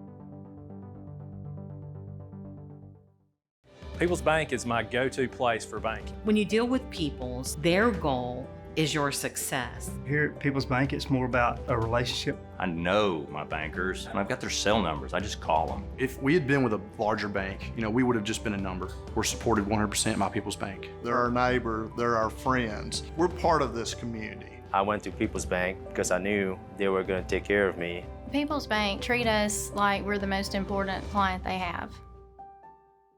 Come experience Sand Mountain Park and Amphitheater. We're a 130-acre park filled with adventure. From our indoor aquatic center and RV park, tennis courts, and our state-of-the-art fitness center and amphitheater, we offer youth and adult sports leagues for all ages at our first-class facilities. Whether it's baseball, basketball, group exercise classes, playgrounds, or your favorite band in concert, Sand Mountain Park and Amphitheater has something for everyone. Join our effort to improve the health of our community and win the day at Sand Mountain Park. Since 1956 and through 3 generations, the C.A. Langford Company has provided crushed limestone, sand, asphalt, and more.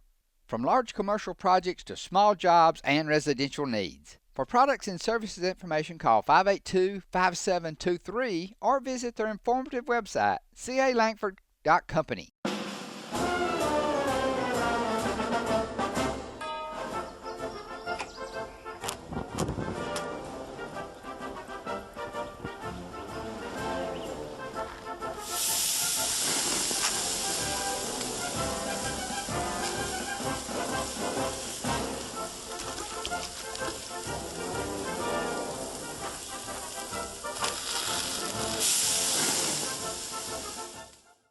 Marshall County Gas is a proud supporter of this Community Channel broadcast. Remember, gas does it better naturally.